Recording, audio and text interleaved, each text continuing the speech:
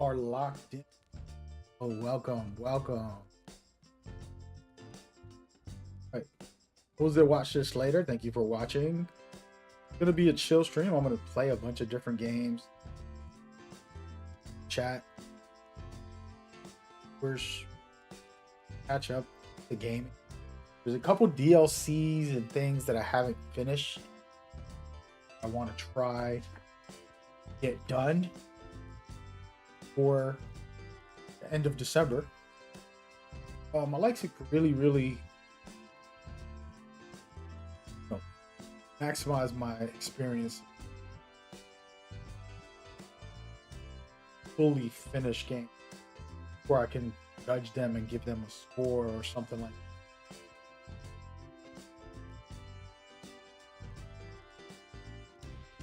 I'm gonna do that today.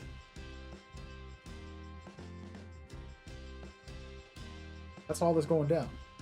Start camera more. Need to get me a high professional camera. Regular camera. Quality. Also play with low lighting. I don't know, just know I'm making content, but I prefer to relax for myself. Those bright lights, like I'm not doing a podcast. So I got to get a good camera that lets me have low lighting so that I could chill out. I should recommend somebody that gets sponsored. I'll do it. I'll do it. Hello, welcome. Thank you guys so much for working very hard. Cool thing for next year. Special year for me. Changing a ton of stuff.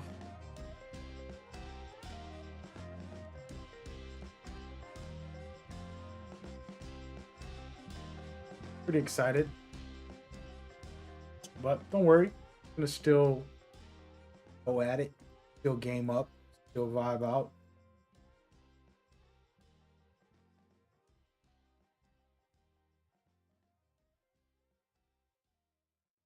You know what's crazy? I watched a 4-hour video on YouTube. That was the first time I ever did that this week. Super random topic, but just wanted to talk about it. Never watched that long.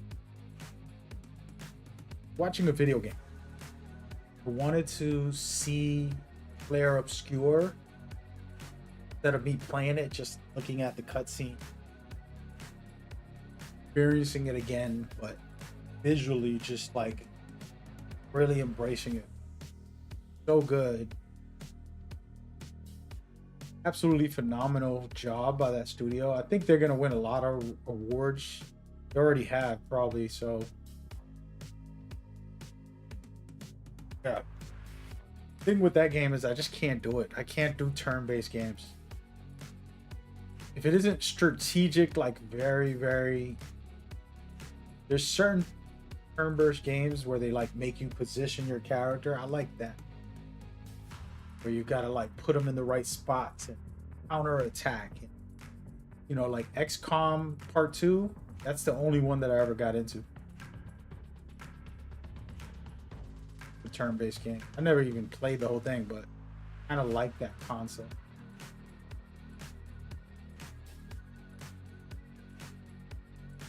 But yeah.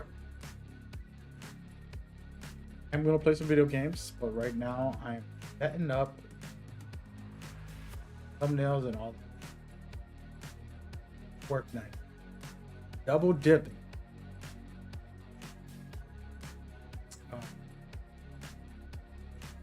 Pretty good.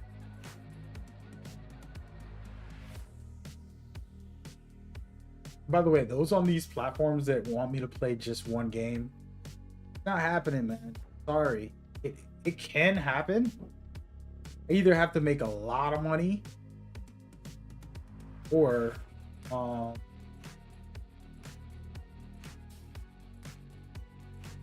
have like a what would I say? Have like a deeper purpose for playing.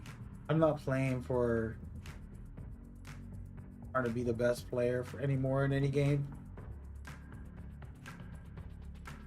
Playing to enjoy it, pick it, like that. So I'm not gonna grind, you know, rank to be the #1 ranked player. Like I'll play rank to enjoy the competitiveness. You know what I mean? Kind of how that's where I'm at. Yeah, today we're gonna play a couple of different games. What's going on, Solid Stefan? My fault. Jay Ultimate, what's up? Next year's games of stacks. That's not even including GTA 6. Dude, what do you guys listen, let's talk about this. What games are you behind on? What games are you behind on? Like right now, 2025 games. It could be maybe 2024, but for me, 2025 games, what games are you behind on? And which game next year? This is the question of the day. Which game next year is your most like anticipated? Name me top 5 for next year. We should go through the list. What do y'all think? Let's do it. What's going on, Yoshi? Thank you for coming by. We got Jay Ultimate and Yoshi. I know those guys a lot. Solid Stefan, he's been around before. Thank you for coming by. Appreciate y'all coming through. I'm asking everybody to answer that question. What backlog games have you not played yet this year? Also, what next year are you expecting to be like, yes, this... Just curious. No wrong answers. Oh, we just want to see where everybody's head is at. I gotta say something about GTA 6. I'm playing this game called Where Winds Meet, right? And they have this police system. And I hope GTA 6 steals it. Basically, it's like the regular GTA. You do a crime or something, the cops will start coming. If the cops in this game, if you kill the cops, they'll keep sending more or whatever. But once you kill all of those, they'll send they'll put a bounty on you. That bounty goes out in public, and a player can select to pick up the bounty. Like I can go to the menu, look at bounties, and see your name, and then go load into your world, invade your game, and take you out for the bounty. And that is amazing. On top of that, when you go to jail, you can request for people to break you out of jail. There's 2 ways they could break you out. There's a stealthy puzzle solving way or an all-out war. And what's crazy about them, 5 players are going to invade the jail to break you out. Actually, you're tied up, your hands and your feet, and you can barely walk. They have to carry you out. On top of that, other players are defending it. So it's another game mode, a PvP mode within the game, which I think is absolutely crazy. So that's Where Winds Meet. And I think GTA 6 should have that. You know what I mean? Just my opinion. You playing Where Winds Meet? Nice. Have you tried it? Are you kidding me, dude? Yo, what are you saying, Yoshi? You gotta be joking. I've been talking about Where Winds Meet for like 3 years, bro. Where Winds Meet is literally one of my favorite games of the year. It's literally like a game of the year for me. Top 5. All right, I got Death Stranding 2, Ghost of Yotei, Split Faction, Clair Obscur, and then Where Winds Meet. That's literally my top 5 games of the year right now. I mean, I could probably shift some things and put other games in there maybe, but that's my opinion. Where Winds Meet's amazing. Next year, Yoshi, you said you're doing Neo 3. Good choice. Trust me, I'm gonna be on that. As a matter of fact, I gotta hit up the devs. They gotta forget it. I can't talk about it, but yeah, let's just say I'm gonna be involved on that game. You know what I mean? You still haven't finished God of War for the PlayStation 4?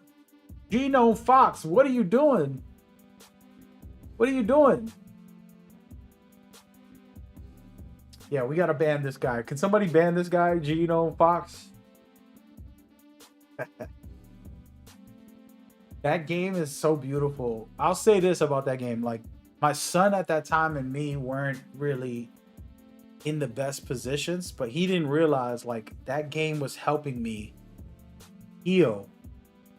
This is like a little too deep and I'm not going to say everything, but with his mother and with him, there were certain scenarios going on at that time too, where I was trying my best to be good parents, a good father, good support as a human. And that game had so much of like Kratos dealing with his past, wanting his kid to be better, wanted his kid to be smarter and to do the right thing and not make the same mistakes he made, and trying to help him understand better, teach him how to, you know, I don't want to spoil that story, but there's a lot there. As a father, as a person, you start like really, wow. On top of that, the gameplay is just cool. You know what I mean? You said you typed that like 15 minutes ago. The message just sent kind of slow. Yeah, that must be my YouTube. I gotta go check. There's like settings where you can make it no latency, low latency, high latency. If you put it on like very high latency, the video's higher quality. If you put it on low latency, the video's low quality. So that's all me, Yoshi. Genome said his ADD is an interesting thing. Hey, you're not alone, bro. I think we all got that. You know what I mean? I'll tell you this, like, I playing a game offline, like this year, I played Death Stranding and Ghost of Yote offline. Selfishly, I didn't want to stream it and just like talk to you guys. I know that sounds rude for a streamer to say, but the truth is, like, sometimes you just want to chill and just indulge yourself and not have ADHD where you're like, hey, what's up, guys? I'm gonna go. Oh, you know what I'm talking about? Oh my god, look at this cutscene. Oh wait, hi, yeah. What did you say? Oh, no. Like, you got to think about it. We're doing this all day. Like, we're literally ADHD, WDCY, XZ. Imagine this, like, if you're not a streamer or content creator, you don't have no idea what it's like to be like, hey, yo, yo. Yo. You know what I mean? Like, that's how that works. Hey, Bashard, I just started a stream, brother. We'll talk a little later if you got time, man. But you're free to chat in the chat and come talk to me about gaming right now. We're talking about it. We can talk about anything else a little bit, but I appreciate you coming by, man. Hope you're doing well. Good to see you. Oh, you said he gotta go. You're at work. Oh, hell no. Nah. Get some WW. Oh, let's go, man. Yeah, man. Where was meat is where it's at, brother. I'm not gonna lie, like, I'm into that. I'll play that right now for another 10 hours. If I get on, I'm gonna try to resist. We gotta go through the list of games I'm gonna be playing today, just to the ones that I have installed that I still haven't touched, or that I haven't finished, is what today's goal is. So Where Wins Me, I haven't finished either, but I can't because the story doesn't continue until next week, till a couple days, like 2 days from now. But yeah. Hey, he said you about to go to sleep? Hey, man. No. Rest up, brother.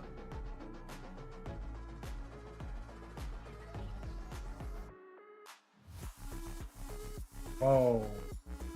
Whoa. My man said he is saved. Thanks to our conversation, it gave me strength to beat my addictions. Oh my God, you're going to make me cry, dude.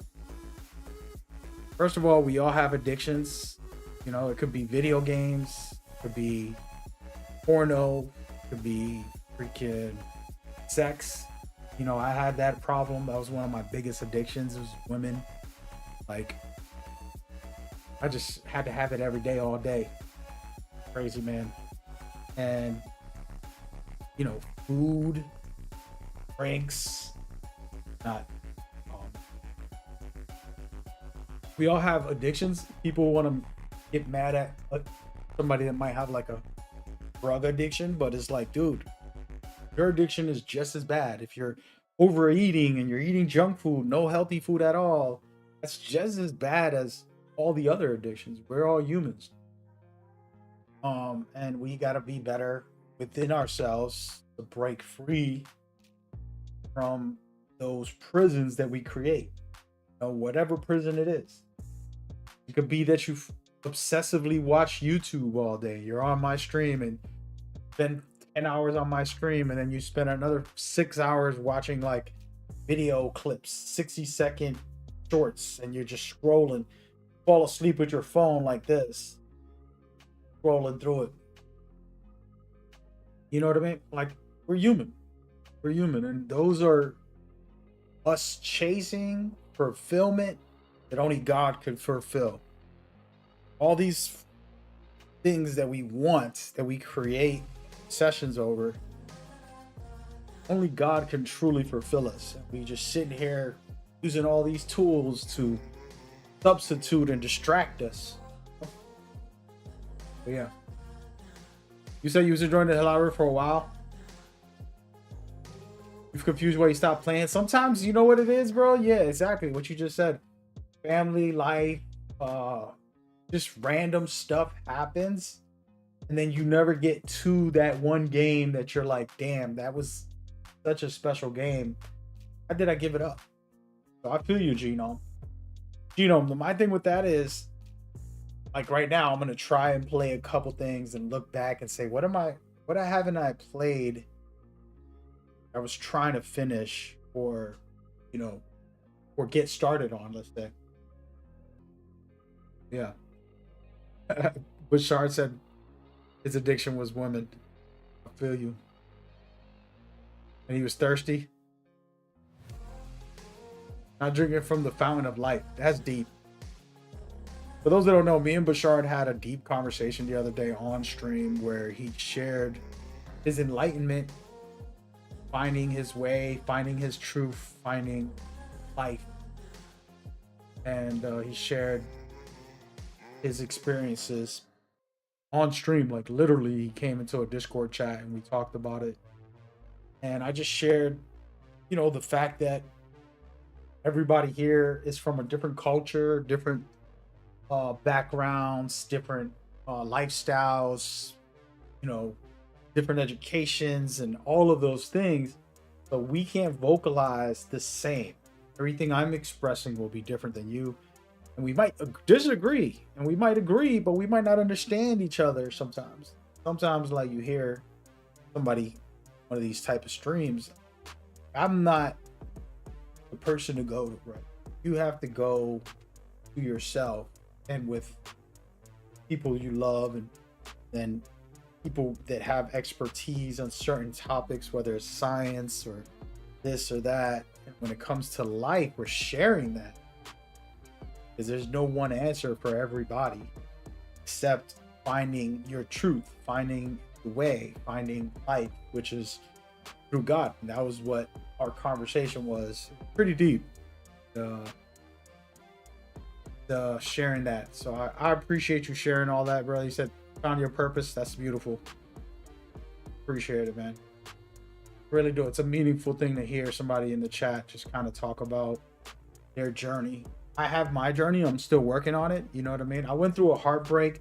A family member just crushed my heart so bad a couple months ago, like literally 2 months ago or something. And I've been recovering from that. And the only flaw that I've had is just I got fed up with dealing with people's BS. Like I became like, I don't want to hear it. Like I don't have any tolerance for you. Cut it out. Like, when somebody's BSing me, I tend to snap now where I'm like, yo, cut that out, man. What you want? And it's not healthy for them to see me that way. And then it's also just not healthy for me to be so snappy when I could be more caring, kind, gentle, the way I normally am. Allowed something to affect me in a negative way. It's up to me to take that away and change it and say, you know what? Nah. You know what? You over there, you took some blows and you hurt me. but I'm gonna let you be, and I'm not gonna let you affect me and change my character. That's something that we have to do in life. Don't let things influence us. And my boy, was talking about how he is not playing God of War. I was telling him to play it because it really was mentally, emotionally, really beautiful for me. Of course, it's very fun. God of War, hack and slash, more methodical because this God of War got the shield. You can do all types of cool defense and all. So, so, but yeah, using that game as inspiration, as motivation, keeping that in my heart, in my mind, developing and trying to be better. So,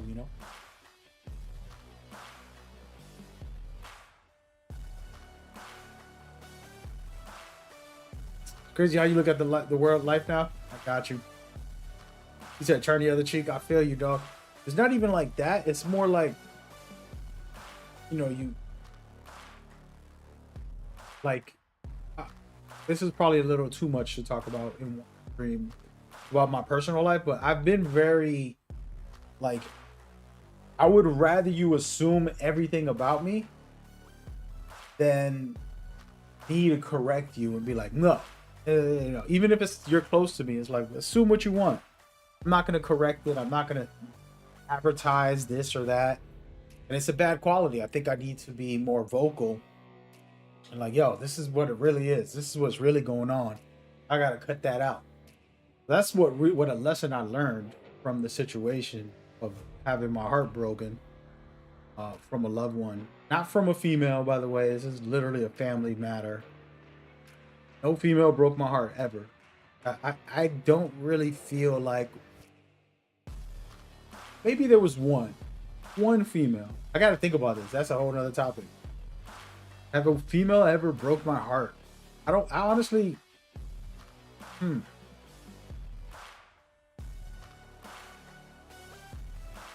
Did she break my heart? She never really broke my heart. Wow. I think I broke my own heart once. This is when I was younger, but no female ever broke my heart. I think I've broken my own heart.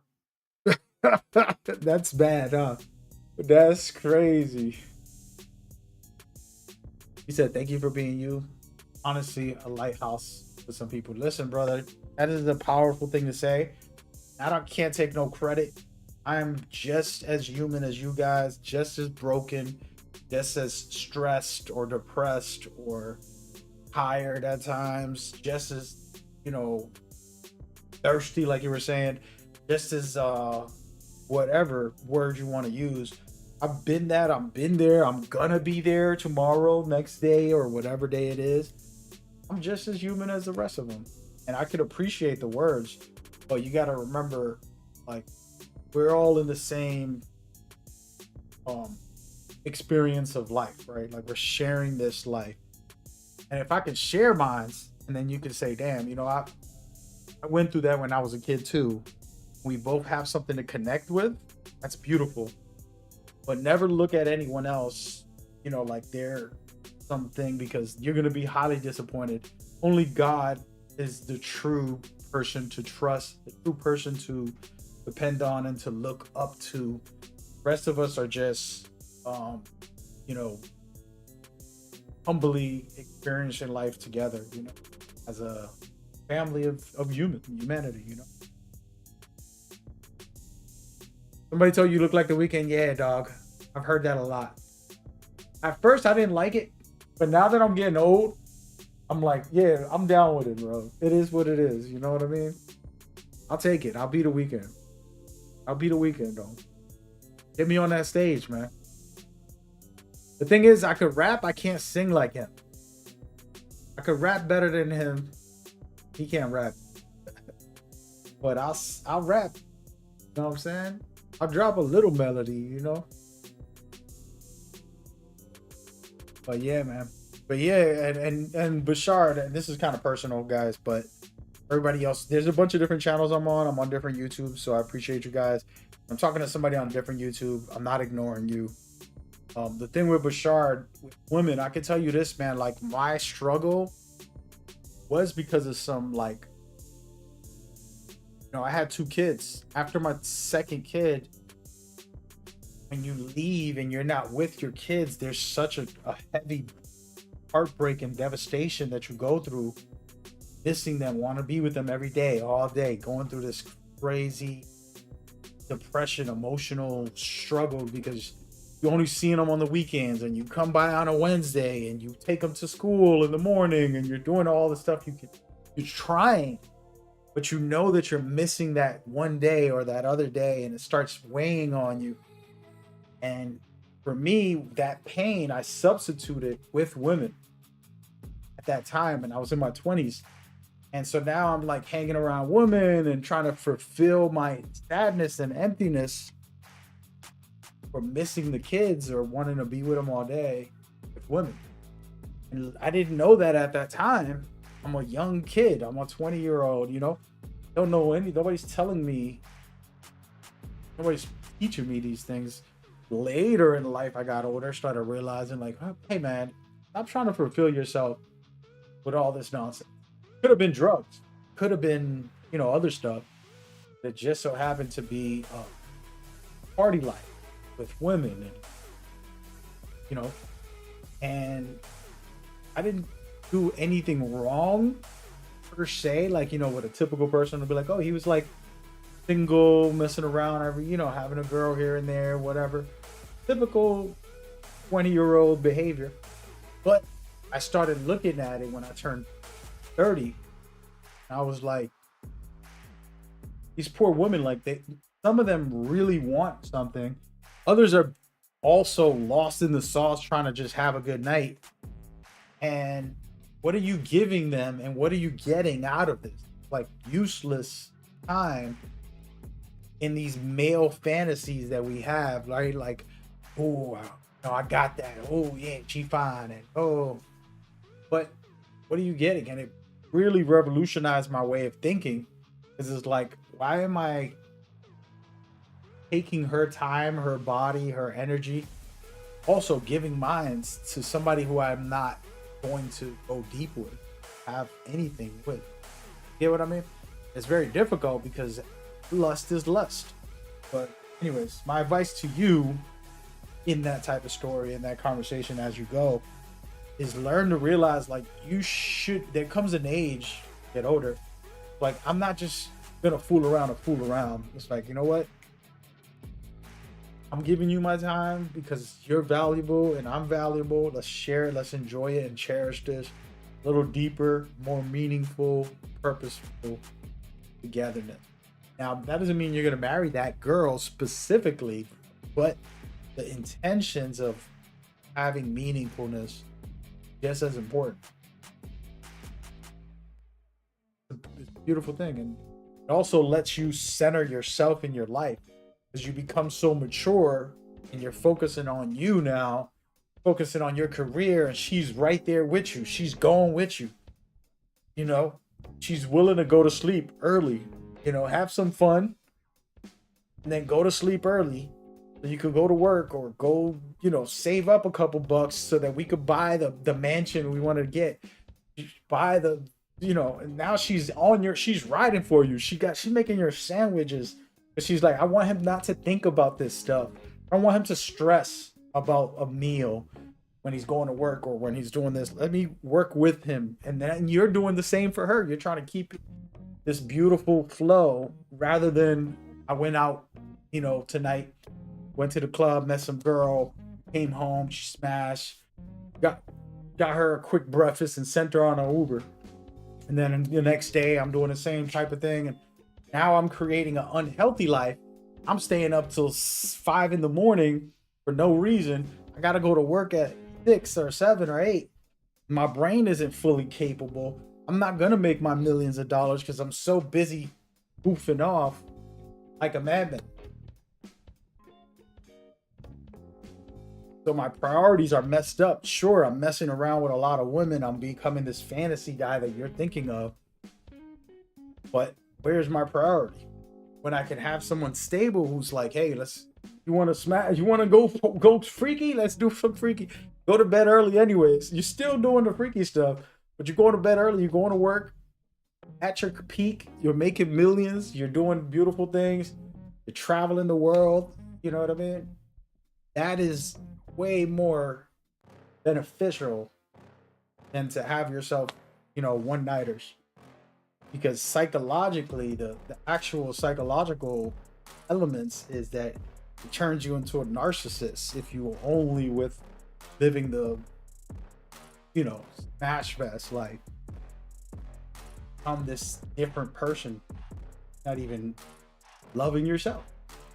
A whole nother combo. Anyway, man, we get too deep. Supposed to be talking about game backlogs. Everybody else just kind of got quiet on the different chats. I'm so sorry.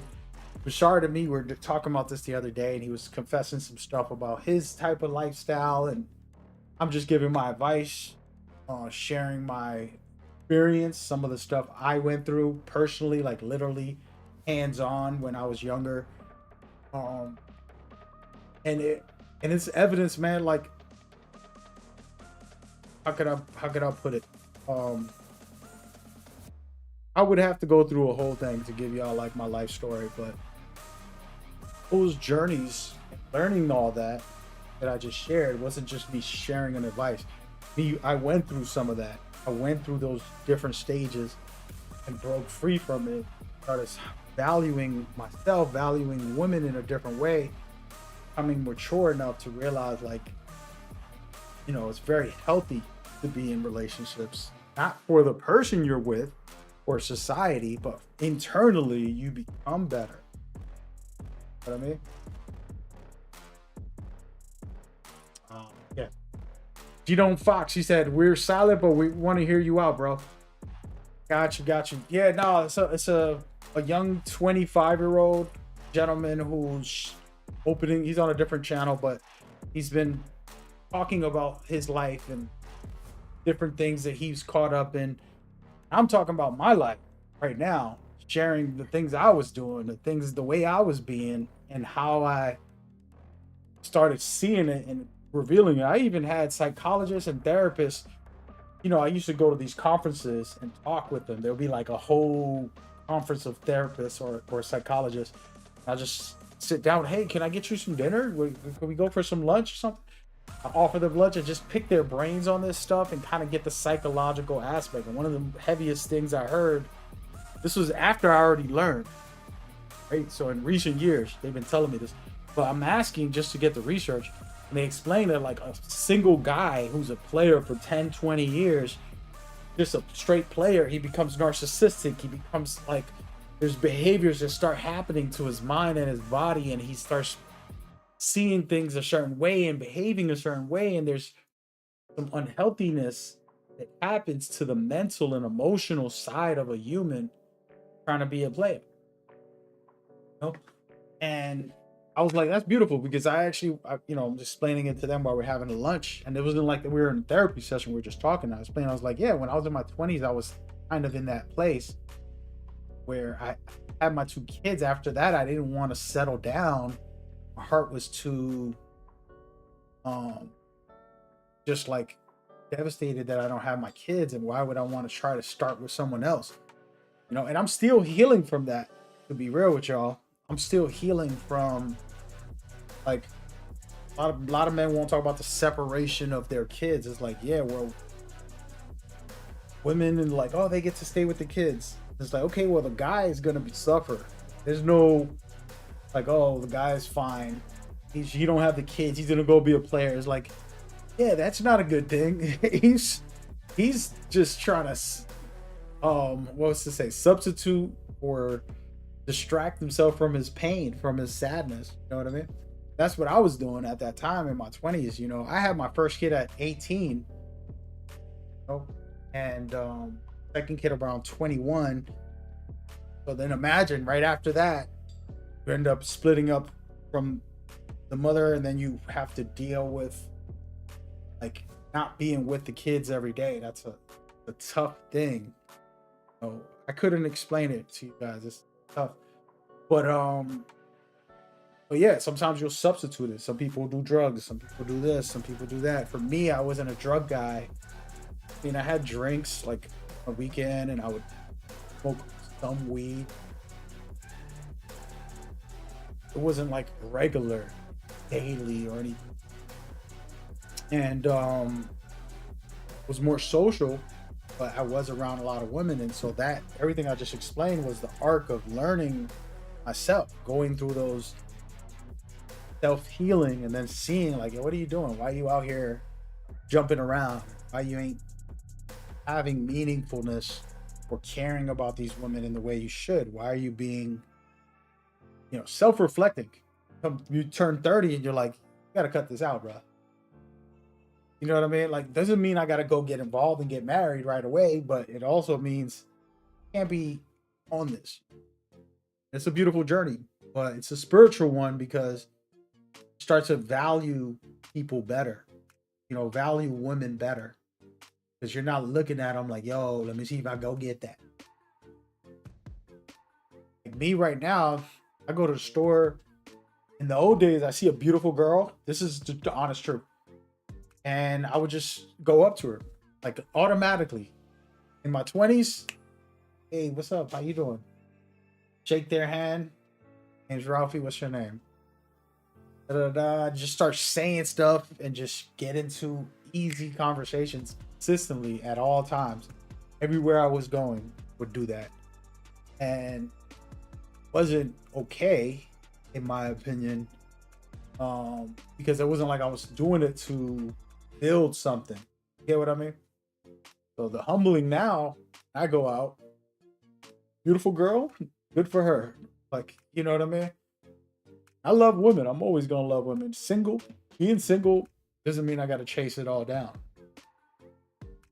But that's what I broke free from the addiction part of trying to substitute what God should be fulfilling and actually have substance, right? Instead of it just being, oh, let's do drugs, or let's go sexualize, women and do this, try to fulfill myself with that, filling myself with alcohol or whatever thing you want to put yourself. Like, a lot of people don't realize, like, I'll give y'all an example. You could be an atheist and say you don't believe in God, but you're probably the biggest believer and you're putting the most faith in things like money, things like fame, things like, materialistic things, or idolizing some person you're dating.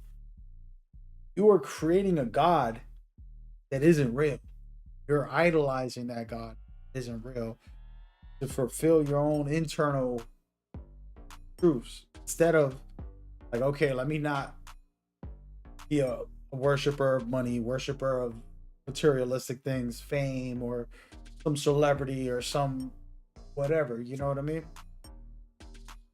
And that's a deeper combo. But anyway, Bashar, bro, we have to do a podcast because I can't be on my gaming streams talking about this stuff the whole time, man. But yeah, man, I feel you. Anyways, the message is, I feel where you're coming from. I respect it. I respect the journey, and I didn't have somebody to express it to publicly when I was going through my startup, like, like the initial steps. But I'll say this, what I can say is this is just the beginning, right? Like, it's just a startup, and then you start breaking free and creating new habits, new routines, new patterns, and new life. And the truth is, there are times where you have to get away. If you hung out with me in my 20s, me and you will be no good, because we out there partying every day, hanging out with a lot of women. I'm not the friend you want to be around when you're trying to change. Like, you know what? Mag, we can't hang out no more for a while. I'll holler at you. I'll see you once a month. Like, bro, what you mean? Come on, you don't want to go out tonight? And it's like, no, I don't. Like, you got that, bro. And so all of a sudden, like, now people are like, oh, he's changing. It's like, yeah, I am. Not because I dislike you. I'm just trying to do a new lifestyle. You know what I mean? Like, I'll give you an example. Fat people don't hang around fitness trainers every day. You know what I'm saying? Like, they just don't. He said Darpy. Darpy said, chat, look at this cutie. Bro. Somebody banned this guy. He says, you're getting old. I am old. What you mean get? But yeah, fat people don't hang around fitness trainers every day. They just don't. Most of the time, a fat person is hanging around another fat person. And it doesn't need to be a fat person. It can be a skinny fat person. You ever met those unhealthy skinny people? They're still eating a lot of junk food. They're not working out. They're laying around. They're very skinny, but they're unhealthy. And then the fat person is also unhealthy, hanging around them. Get it? Now, fitness people, it's not that they think they're better. It's just that I'm going to the gym after work. Are you coming? No, you want to go eat McDonald's? Peace. And so you start hanging around the same energy, the same vibe. And it's kind of sad because you go through a lonely phase where you're not around anybody no more. People don't understand why, and they think something's wrong or whatever. Why is he not hanging out? And it's like, nah, bro, I'm just changing. I want to change my lifestyle. Can't go to McDonald's after work every day. I want to go to the gym. You know what I mean? So that's where the power comes, because now you have self-control, more discipline. People are looking at you differently and say, yeah, that's true. Guess what? Embrace it. I am change. I am different. You change. Yeah, thank you. That's what I say now. You know what I'm saying? He said, you out, bro? Hey, Bashar, take care, man. But yeah, man, God got you, bro. I like that. Like that. That's what's up. Deep stuff, deep stuff. But yeah, man, we'll get into it. We got to do these more conversational camera face-to-faces. We'll start doing it more on my streams. I want to get real. Feel free to ask any questions, any comments.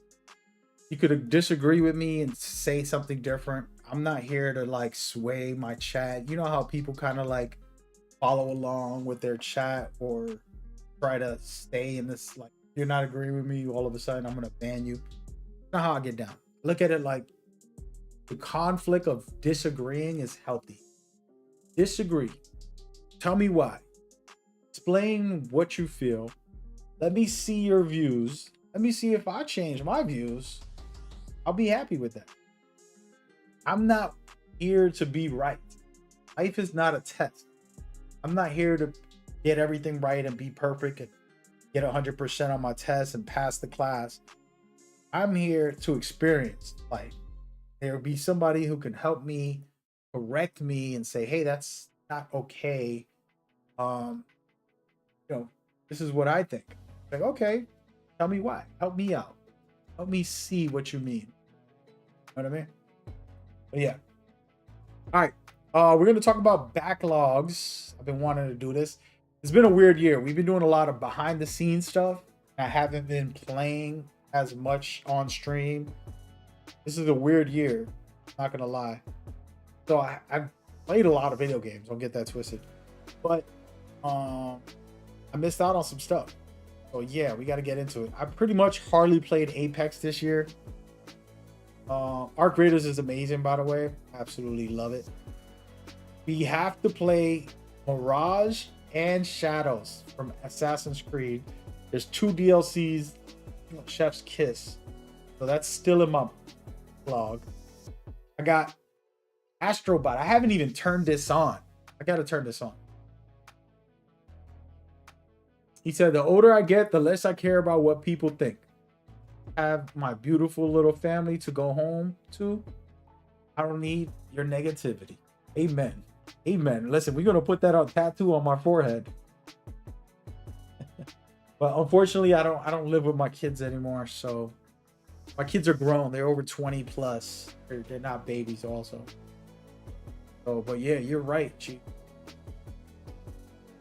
My kids got their lives. But you're right. It's a beautiful thing when you do get older. You get to that point where it was that guy, and this is probably a deep topic to get into. What was his name? I'm so sorry, I don't even know his name. Kurt. What was his name? Charlie Kurt or something. And I apologize. May he rest in peace. He got shot And I don't know his views in life and whatever he was on. I don't know anything about it. I actually ignored him whenever I seen him on YouTube. Never watched it. Social media, I never paid attention. When he passed away, it made me want to learn about him. I still haven't, but it really touched me in a way because I started saying, like, we need more people to disagree. We need more people to stand in front of each other and be willing to say, I don't agree with you. And then say why. Just share. Just tell me why. That's fine. What is it? Okay, that's why. Well, I'm gonna stay on my point. Or maybe you help me change my mind, maybe. But I felt like he was doing a good service. And we shouldn't let his death and people shooting him. And I think the reason he got shot was because of fear, people being afraid of somebody being able to enlighten others. Not about what he was saying. Who cares what he said? What I'm saying is, if all of us had that time to debate and to conversate, to disagree, to find out why we disagree. You know, like a kindergarten should teach kids, like, you know, we're going to have a debate class. Okay, kids, why do we need to go to recess? Let's debate. I say no. And then, you know, the teacher has to make articulate reasons to disagree and make the kindergartners, and then just teach a kid that we can debate, get a stronger opinion. And then if someone corrects you, you'd be like, you know what? You got that. You're right. That makes sense. You know what I mean? And that guy got shot because society doesn't want people to be that way. Society's like, no, I'm right and you're wrong. And it's like, bro, a lot of times it ain't about who's right or wrong. A lot of times it's like, it's, for example, in these games, what's game of the year? Somebody tell you Arc Raiders. That's okay. I mean, I got 40 plus hours on this thing. I won't disagree. You have fun. I would not put this in game of the year at all. But somebody felt that way and they played 2,000 hours already. It's like, yo, that's fire. Enjoy. My opinion, like, hey, man, go for it. Same thing with like Battlefield 6, the best multiplayer shooter of the year. Somebody want to give a game of the year? Feel free. It's an opinion, not a fact. Just a really good opinion of what you like. Stranding to me is a game of the year, like easily. Like for me, this is 100% game of the year. That's how I feel. But I can argue for this game. It's easy to argue this game compared to other games. Also, Yote, another easy to argue. Doesn't mean I'm right. You know, Claire Obscure will probably win a lot of different awards from different award-giving platforms or whatever. For Claire Obscure, y'all watch me play it on stream and enjoy it.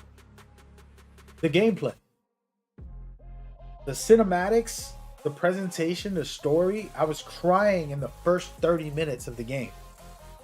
And it wasn't that much of an emotional start. People didn't die in the beginning. I was crying because it was so beautiful. Like I literally, grown-ass man, crying tears of beautiful art. Like it just moved me. The music, the presentation, the performance of like certain things that were happening in the story with the characters. It was very intimate, very you know, like poetic. It was like even better than cinema, like watching a play where you're like engulfed in it. It felt really good. But gameplay wise, I can't put it as game of the year because the gameplay is trash, in my opinion. We could argue this for anybody that's there disagreeing. Claire Obscure's gameplay is trash. Tell me why not. Please, somebody do it in the chat. Matter of fact, we're going to have to do a whole stream just talking about that. I dislike the gameplay. I don't even want to play the game. After 2 hours or 4 hours, 2 hours or so, I'm like, this gameplay is trash, bro. Like, I might as well just watch a movie. I don't want to play this gameplay. I just want to see what happens in the story. And no video game should get game of the year if the gameplay feels like that. You're like, ah, I guess I'll play this. Am I alone on that? I have to want to play the gameplay to call it a game of the year. I gotta be like, oh, this is interesting. I like this mechanic. Or this is cool. This is challenging. And Clair Obscur didn't do that for me. Okay, let's go to Clair Obscur real quick. Clair Obscur. Clair Obscur. I don't have this on my PlayStation. I mean, pretty much ever. I have.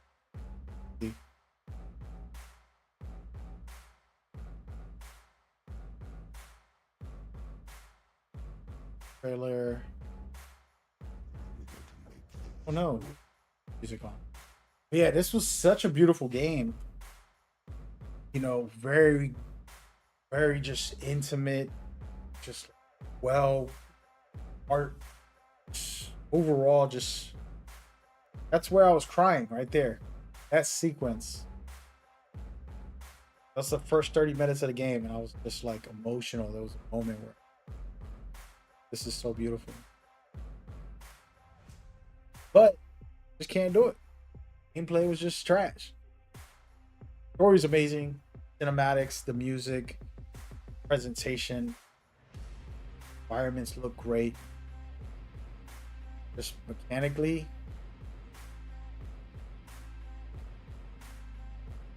I just don't like turn-based games. But that don't mean I'm right. It just means I got taste, my taste. My taste ain't better than yours. If you're like, this is the greatest gameplay ever, hey man, more power to you, brother. Do what it do. Yeah, that's how I feel. I probably shouldn't say that publicly because I'm gonna probably get torched. I should put out a video about it. Should we do it?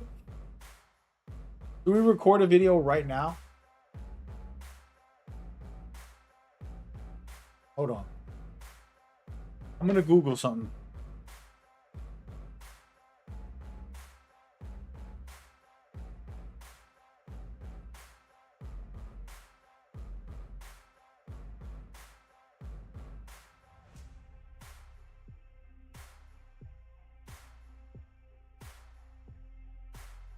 Hold on.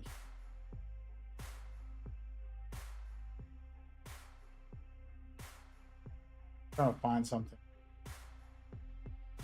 Y'all just making me. Y'all about to make me make this video. Got him.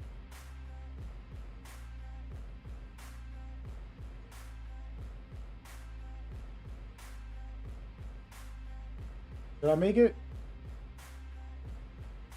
It's gonna be a long video. I feel like we're gonna do this, man. Oh snap! Wait. There's some gameplay on here.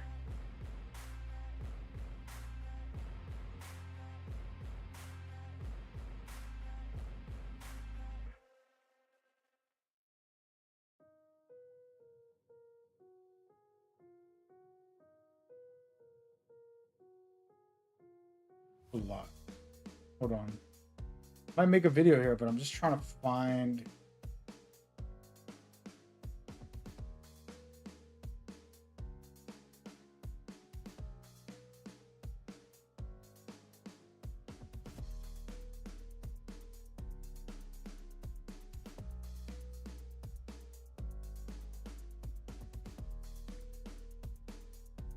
Find it. I'm trying to find a clip so I can use to talk about the game. I'll do it, man. It's gonna be the most the most disliked video I ever made of all time, and I'm okay with that.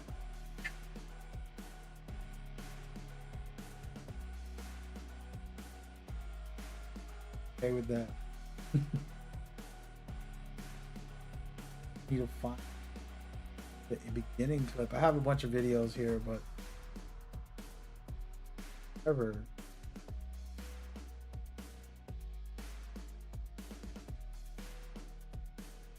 Not gonna find it.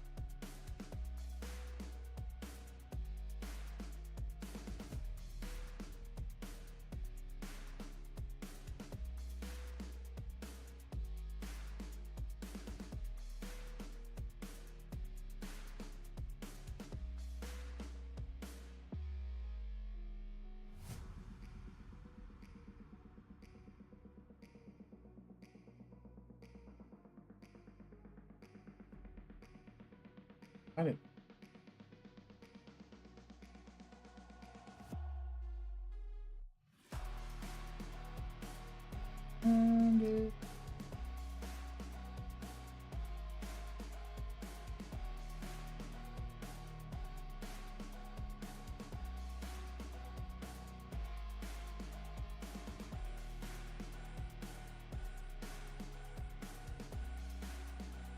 I have a 3-hour video.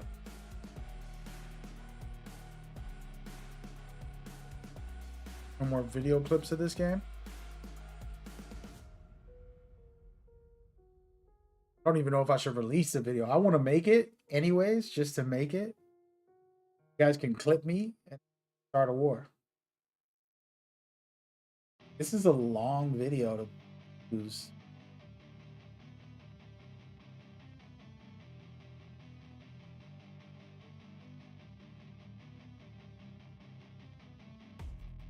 I'm gonna find a good, like, you know, layouts.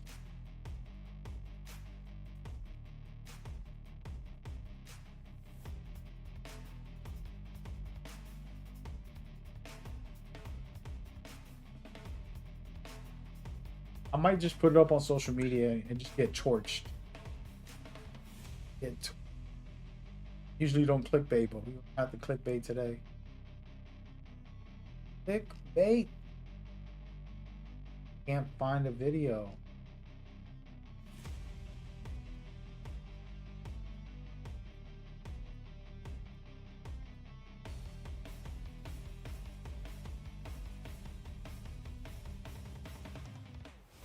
Guess we're gonna have to use our video.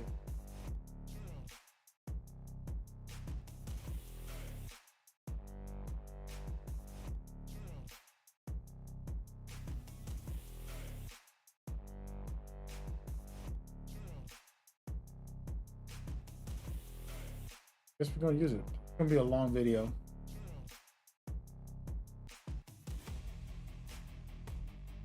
Anyways, but yeah, that's how I feel, and I'll explain myself more out here. We'll try.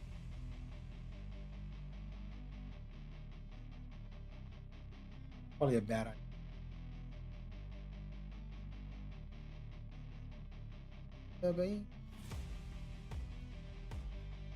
Before we go further, I'm just gonna let this go.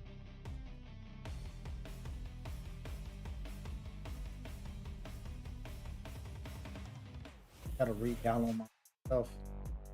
But anyways, but yeah, like, that's a cool game. I think if they had my type of gameplay live action, it would have been one of the greatest games I ever played. Since the gameplay wasn't what I liked, which is action instead of turn-based, just didn't hit for me. Story hit. We'll get into that later. But yeah, so my backlog right now, let's go back into my conversation. So we're thinking about these 2 Assassin's Creed games. You catch up to that. Delta Force has a story mode I've not got to try. I was supposed to play with Cloudy. He's been a little bit ghost all year. Play a couple times. First came out. Is what it is, man. I actually don't hate me on this. I've been saying this is one of the greatest games ever, and I haven't played the DLC. I don't even own the DLC on this account. I think I saw on Cloudy's account. So I have a second account that I use Cloudy to be able to test. I don't have this. I need to play that. But that's like 3 DLCs already. Astrobot, also. Delta Force's story co-op. Night Rain, which I haven't played much. My homeboy got me this game. Shout out to my mans and them. He got me the game and then he never played with me. I don't know why the hell he was smoking. Little Nightmare 1 and 2, right before part 3 comes out. When did 3 come out? Hold on. Let me Google this. Little Nightmare 3 release date. I think it did. Last month. Wow, I missed out. Yeah, we need part 3. Damn, Daniel. But there goes that. I've been wanting to replay this game, but I got so many games to play. Probably gonna wait. I'll replay it when the new game is about to come out. There's a new one coming. Marvel Rivals, I've been loving it. You been playing on your PS2? Damn, dude. I can't do retros. Oh, man. 90s and 2000s. All right. So what game is worth pulling out a PS2 for? And that goes for anybody in the chat, but I'm talking to Genome. Somebody share what you really, really feeling like. What's like, yo, this is a must play. Help me out.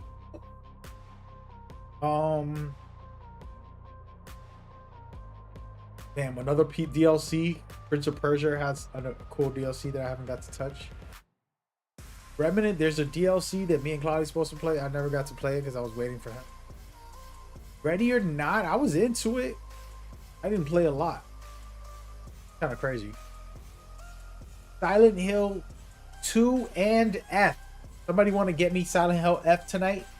I'll play it right now on stream. Matter of fact, we'll do a 5 to 6 hour stream right now if you guys go get me Silent Hill F. I don't have it.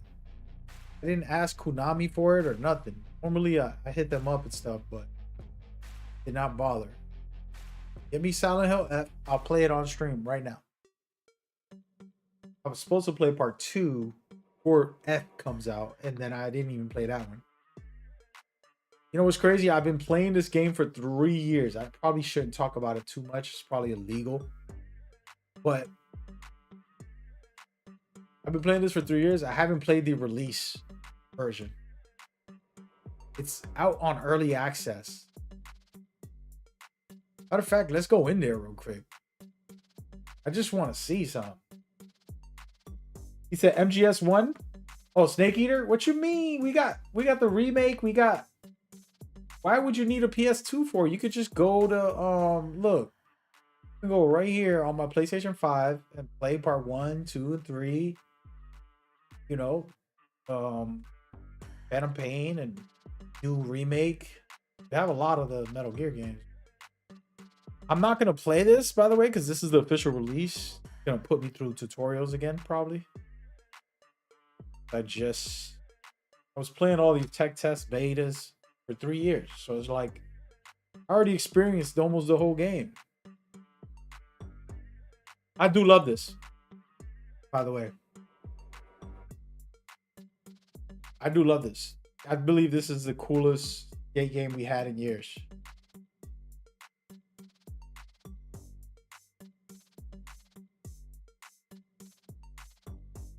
I know which one I was using.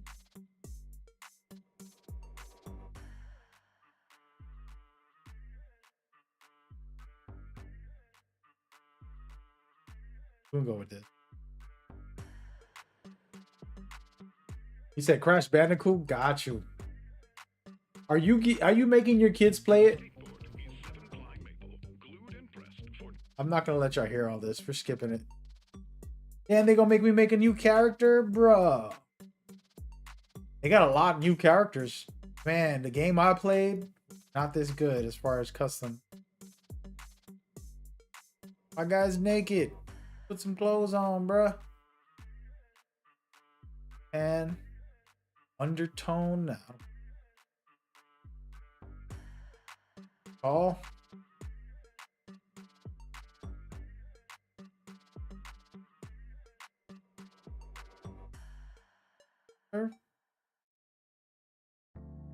We want to make them unique. Make them one of those skinny eaters.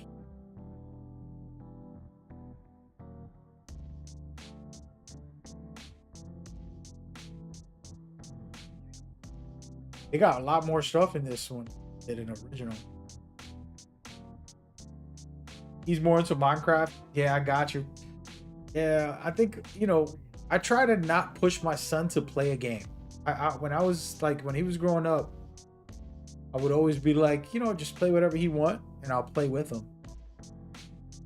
Kind of what I used to. I really wanted him to play Metal Gear, but I didn't even put him onto it too much.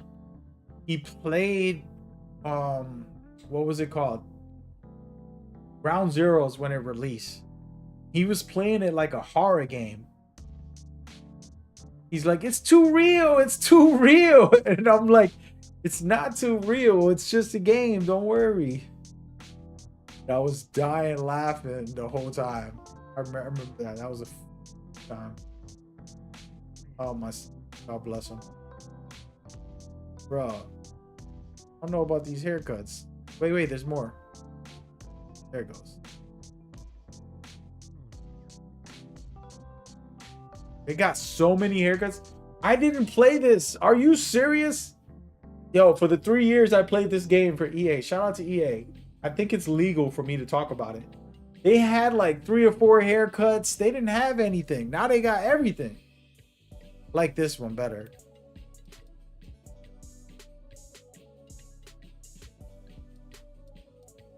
Let me turn off my music. Okay, what's good with Skates? The official release, y'all. This has been out for like a couple months, I think, but I already played, so I was kind of like whatever about it.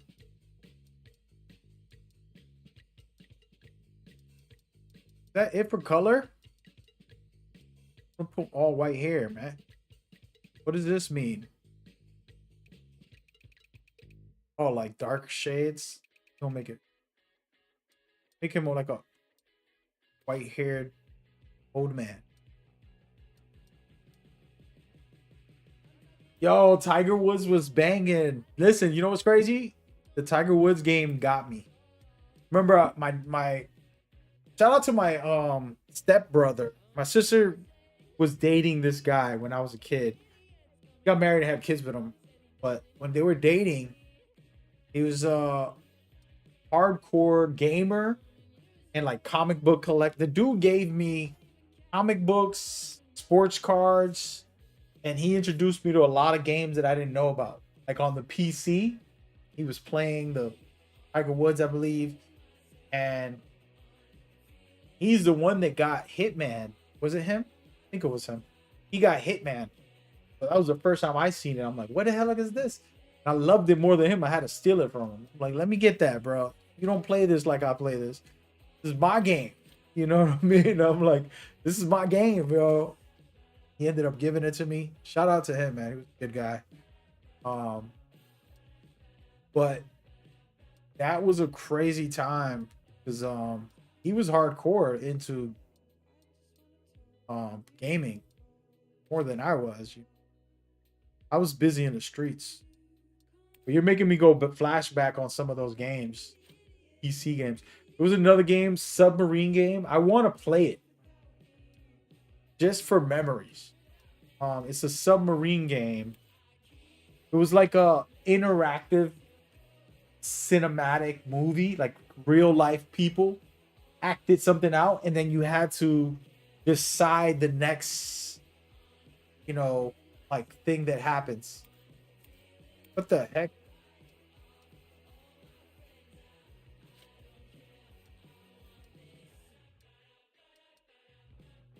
I don't want white hair on his head. I mean, on his beard. Make it black.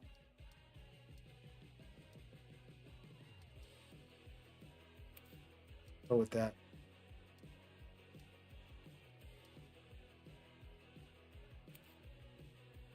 But yeah, that submarine game was so fire. I was so addicted because at that time, you still don't see a lot of games like that. It's like a movie, but you're interacting, deciding, and you're getting shot with like somebody attacks you. You have to make decisions on the outcome. Of you're gonna invade or you're gonna attack back. Like all that stuff. It's pretty fire.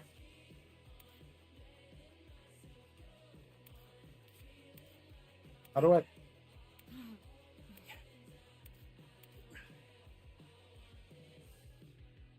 All right, let's get some details for your RIP card so others can see your basic info and we can get rolling. All right, looking good. The bus is waiting for us. Let's roll.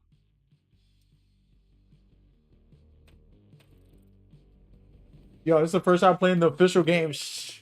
Welcome to the Full Pull Tour. There's tons to see, do, and shred here on the Isle of Grom. Let's go. Shout out to EA, man. I stopped doing things this year. Y'all watching? I didn't. Gotta be careful here. The pleasure and honor working with you guys. I've been busy. Battlefield came out, it took over my life. Arc Raiders, Metal Gear, all in the span. Where Winds Meet, all in the span of like literally a month. Like 5 of my favorite games came out. Metal Gear, online, all this stuff.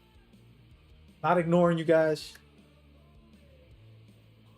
For those who don't know, I've done some work with them, and I work behind the scenes as well with playtesting. Okay, to get you rolling, you'll need a skateboard. I used to playtest this game a lot. The local It's skate been a shop while. has a new I don't even know the battery buttons. Up there.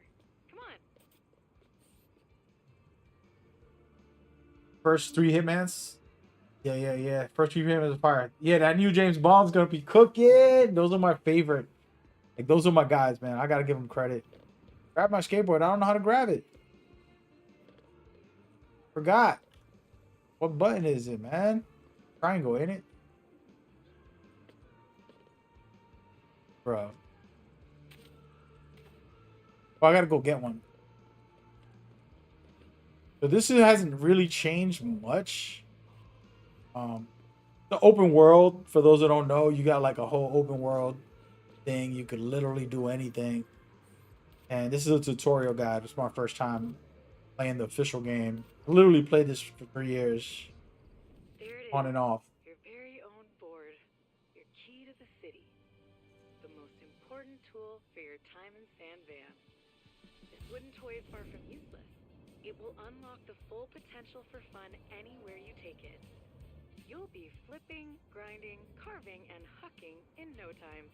I know it. And the first step on your journey is this ultra mega ramp.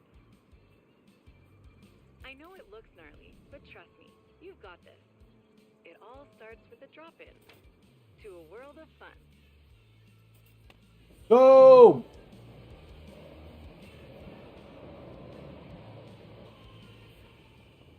I don't want to die.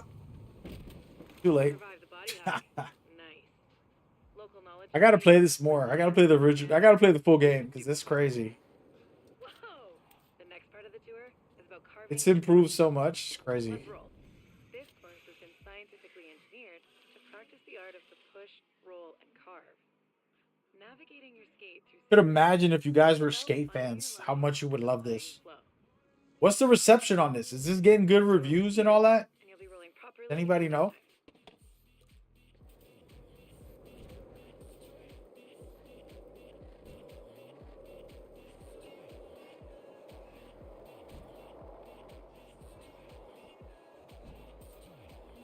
Nice line. You're feeling the flow.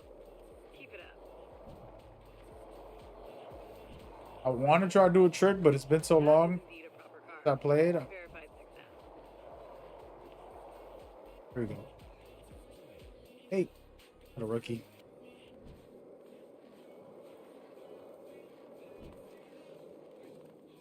Calculated carving. Sweet. We're gonna skip all this. Don't need to watch me. Head over to the Ollie course to get started. But yeah, this is an open world, man. It's pretty fire. Not gonna lie. If I was a skate fan, I would be so foaming out the mouth with this.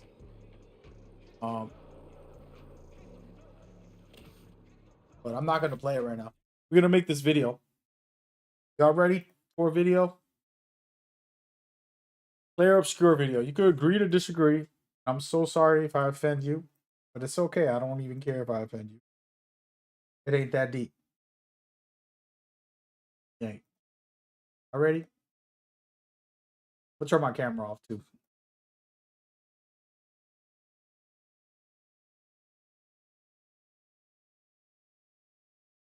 Here we go. There are some thoughts. Probably not going to communicate with you guys as this goes. So after I finish the recording. But as you say something, I might add it into the video, a commentary, a negative or positive thought. Right? Share your thoughts. So you're about to start up Claire Obscure Expedition 33, that is. And you might think, man, I've heard this game is one of the best games for 2025. And you're absolutely right. There's plenty of amazing reasons to want to play this game. I'm going to go through a bunch of different things that really impressed me and made me love this game. And hopefully, as I go along, I will also help you see something where I totally disagree. And if you disagree with me, I would want you to subscribe to the channel. You don't have to like some of my points, but subscribe if you disagree with one of my main points a little later. But I wanted to take you through the opening scenes, and this is literally the very start of the game. And I want to just take you on my journey on what happened when I started it. I didn't know what to expect, and I just jumped in when the game first released on the first day. And first thing I want to say, on my second run, I played the whole game fully and then I rewatched all the cutscenes to kind of really dive deep into this game. And the biggest thing that stands out is the music. They present the music in a way where it's composed directly for the experience. And when I was playing it, these first 30 minutes, I had tears in my eye. And it wasn't because of anything other than the pure intimacy and the pure artistic presentation that really moved me. It had weight to it. It had a very depth with everything that they did. It was just special to be introduced to this universe by a couple of characters, a couple of conversations, and even moments of silence, quick smirk, gesture. And it was all presented in a way where it reminded me why I believe video games are the best form of entertainment. And one of the craziest, best things that I loved was how original the feel felt. And this game did that. It offered so much to me, player. It's rare for me to give credit like this, so believe me, I was truly moved and inspired by just this introduction. And as the game went on, watch all the story cutscenes, you will feel the same if you're willing to get immersed. And the game isn't afraid to be what it is. It takes you through a journey, and I don't want to spoil too much, but I will. So, spoiler warnings a little bit, but take you through a journey of these characters who are basically trying to save the world. And they're trying to save their selves. They're trying to save their memories, their loved ones. And I think we all have a way to relate to that. That's why these fun movies and games are really special. We all want to save those we want to save our memories, save the things we cherish. And the truth is, this game's presentation of that was well done. The story really isn't afraid to kill off your favorite character or take you through a complex story arc. Those things are what makes it special, in my opinion. All while giving you familiar feelings, visuals, presentations, special elements. And to me, that was what inspired me the most. But while it's being original, unique, it also was familiar. Just have to give credit where credit's due. And I'm sure they're going to win a lot of awards, and they probably already have by the time this video releases. And so, yeah, I just truly feel so good about this game, and I want to kind of go down the rabbit hole on some things that I know you will disagree if you're watching this. Maybe you already subscribed to the channel and you're going to unsubscribe right after because of something I want to share. We're going to get into it. I want to fast forward through some footage, give you guys one of the intimate moments that was very nice.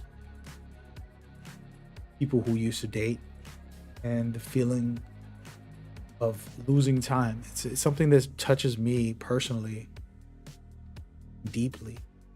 To lose time, lose someone you love. Felt like this game presents these two characters that you're watching if you don't know the story, and their intimate moment of reconnecting.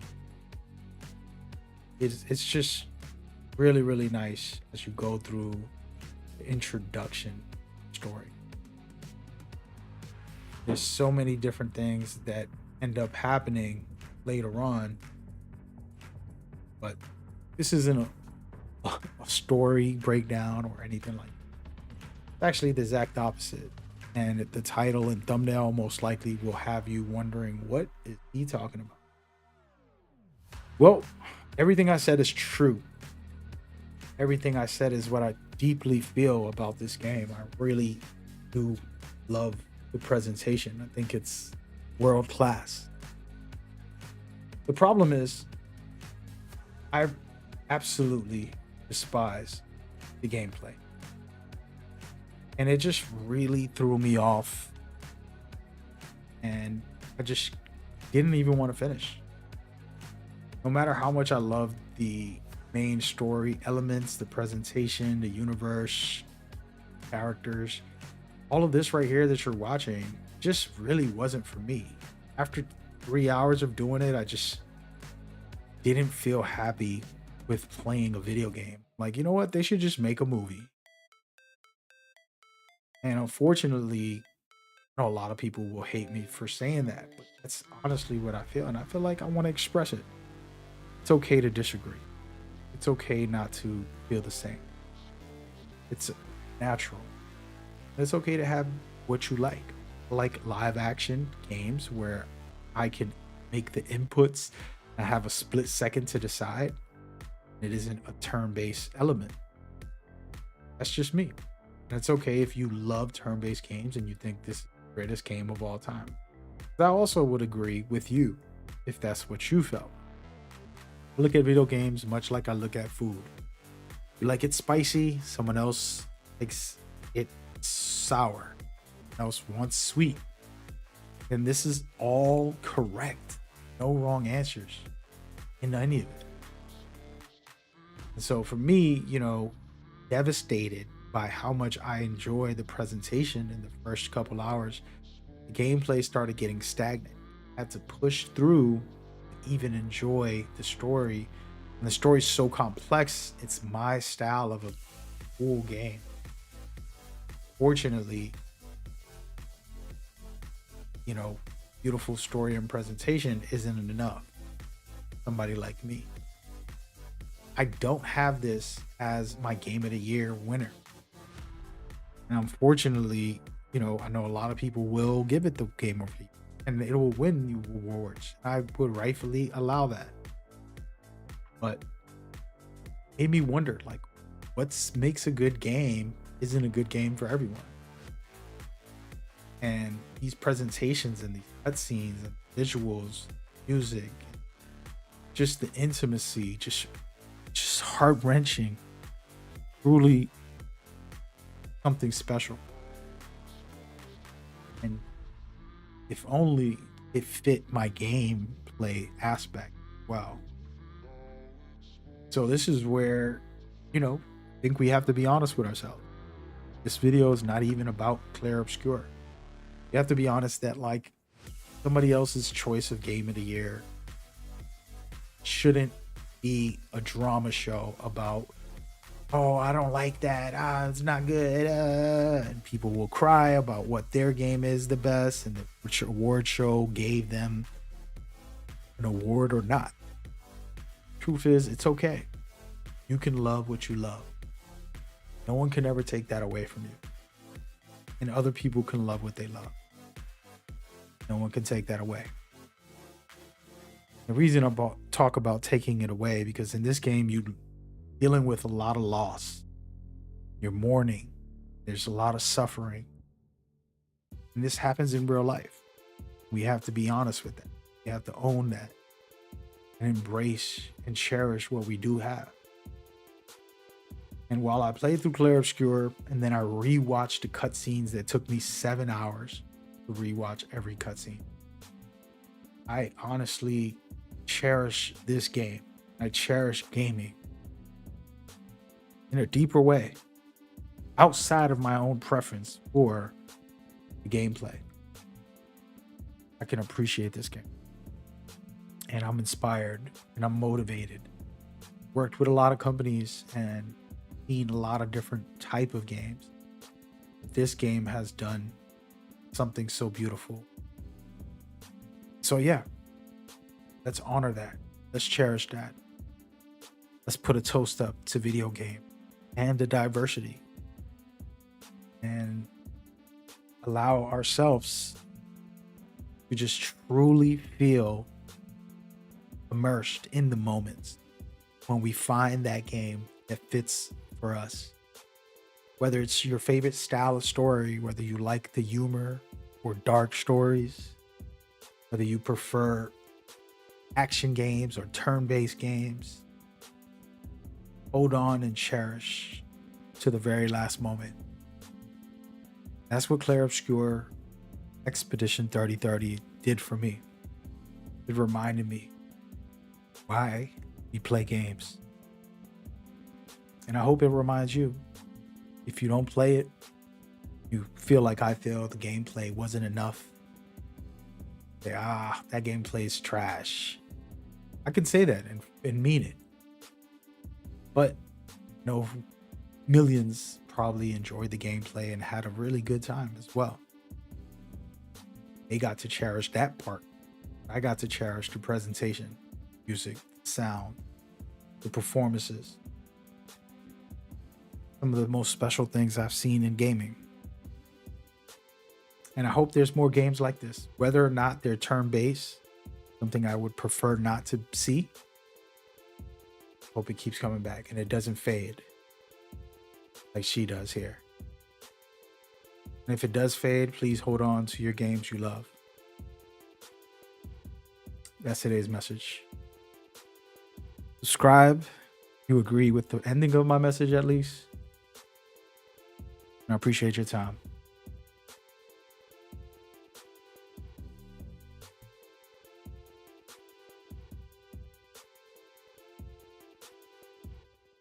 There you go, guys. Had to get it off my chest. I've been wanting to make a video to express myself about this game. Hope you liked it. Trying to be real with y'all. Give me 1 second. I'll be right back.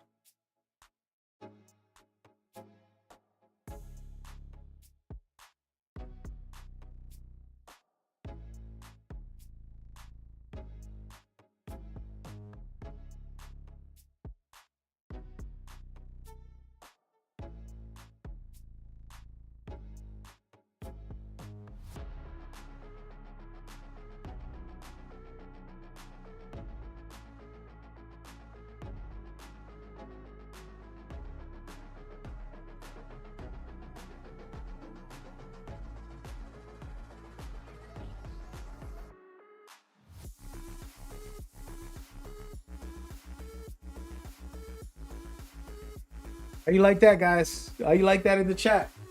Come on, man.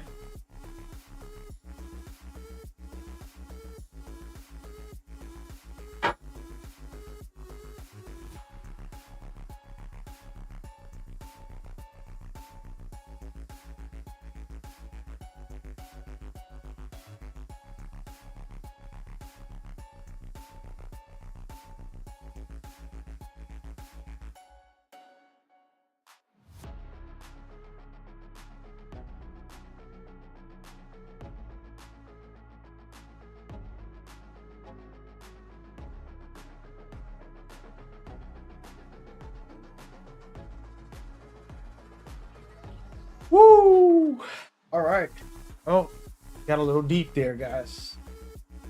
A little emotional.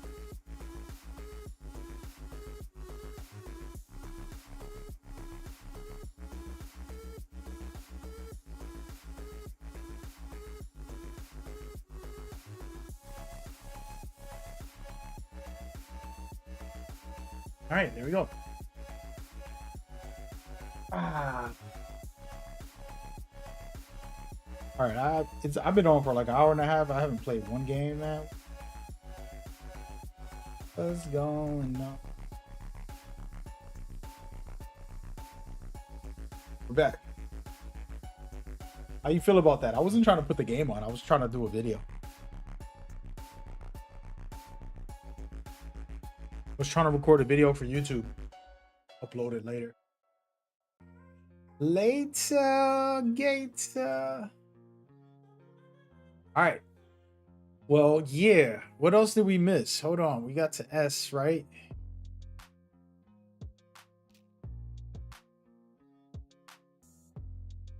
I've been meaning to play these games again.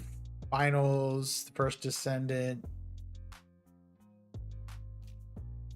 I played this back test. I haven't officially finished.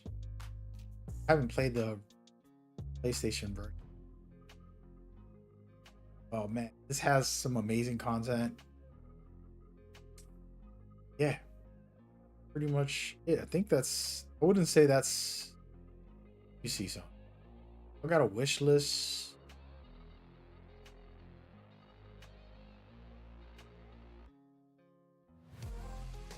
These are future games coming out.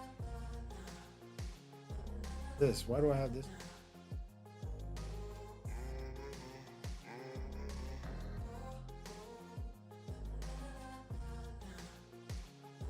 He said, you're right, that game might get game of the year, but it doesn't look appealing to me, as well as being a turn-based system. Story might be incredible, but needs the gameplay. I feel you, and there you go. I mean, you're on my boat as far as like, I had to push myself through, man. And that's not okay. Like, you shouldn't be getting game of the year if I have to force myself to kind of push through the gameplay part of it. That's what I feel deep down inside. That's why I made that video, because I do cherish, like, I really do feel what I felt. I said in the video, I honestly was like moved and beautiful and inspired, and I think it's amazing presentation wise. But I'm playing the game. You know what I mean? Like, in the end of the day, I'm on the sticks. If I want to watch a movie, I'll go watch, you know, Christopher Nolan films. You know, I'm gonna go watch Interstellar or whatever, Inception, or all of these deep movies that are really like amazing. Why would I want to turn the game on, not have gameplay? You know what I mean? They are good, actually, interactive. I don't know if y'all ever seen those. It's like interactive films where it's a film, but it'll pause and let you make an option. You could change, you know, the scenarios and conversations and dialogues, all that stuff. Pretty fire, in my opinion. But that's different than like I'm walking around the world, but then I gotta stop and do a turn-based thing. So yeah, I hear you, man. But yeah, story-wise, if I was to, I didn't even spoil anything of the story, but it's an interesting story. To tell you the premise before like you actually play, like if you ever look into it. Also, it's not a spoiler. This is just like premise and expedition. So people get wiped out.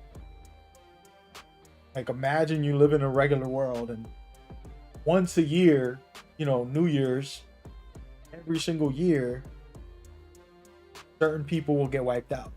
They have to be like lower than 33 or something. If they're under 30, if they're over 33, they'll there's a countdown that's happening. Like, oh, 33, you'll end up all dying, or it's I'm trying not to spoil anything, so I'm being careful how I explain it. But basically, you know, little by little, people are just getting evaporated, extinct. Is pretty sad, right? And so then they have expeditions who are trying to stop it. There's some stuff happening in the world, and they know where the source is. They figured that much out, and there's been a lot of expeditions trying to stop the issue. But the issue is what he really knows how to stop it. Kind of got an idea of what's happening, but haven't figured it out. Right? But yeah, I'm about to play this DLC for Assassin's Creed. That's one of my favorite series, man. Like, always loved the parkour, the stealth. Always loved the story arcs for modern day, the assassins, the Templars. Always been an interesting thing. It's kind of like Star Wars game, where they got Sith, the Jedi. This game has that. Basically, assassins versus Templars. And then you're getting put in all these cool settings. You got all these like climb, jump, run nonsense in here. I think it's awesome. I'm just looking around before I start playing the DLC. I'm just trying to walk around and get used to the parkour again.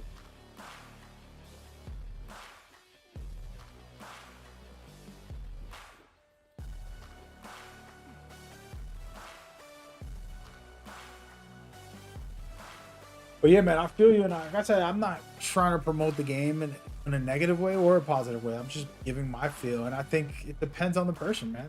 People who only play turn-based games, they'll be like, that's the greatest game ever. And that's cool too. That's what I was saying earlier, where it's like, you don't have to always agree, man. Okay. Okay not to agree. Not the end of the world. Disagreeing isn't the end of the world. Be normal. Oh my god.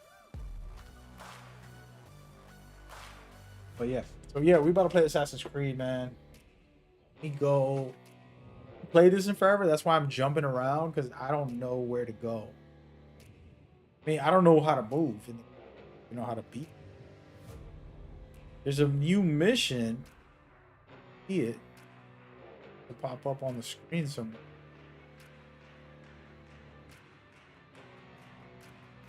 Not on the map.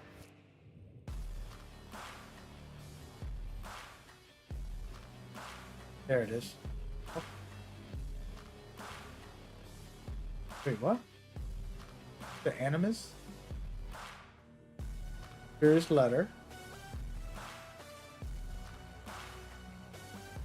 This might be it right here. Oh wait, there's an Animus sequence. Do this. What up? Damn, there's a lot of Animus.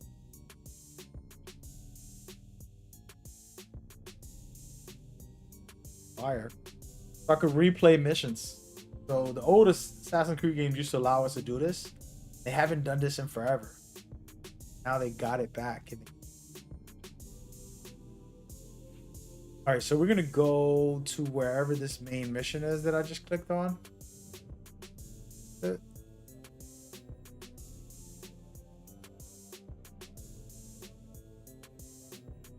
I don't even know how to fast travel right now. Crazy part is they better let me learn the buttons again. How do you fast travel, man? Oh, I gotta go to one of these points.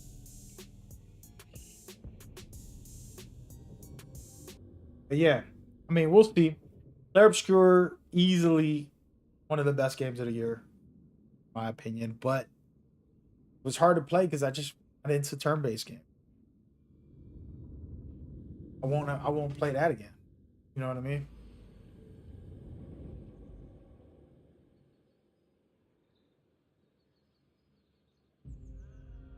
Oh no. Gotta do it one time, guys. One time.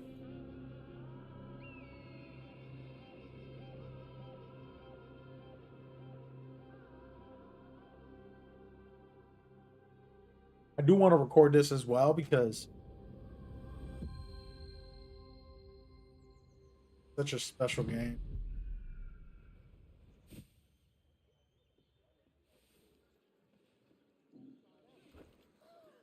Sorry about that.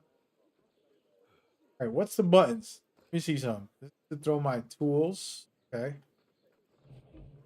Pick my tools. Attack.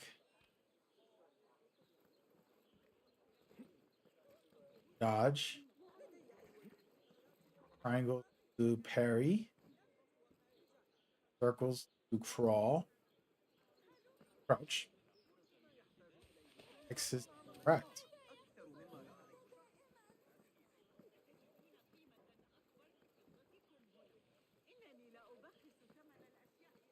Let me turn off my music. Where is this?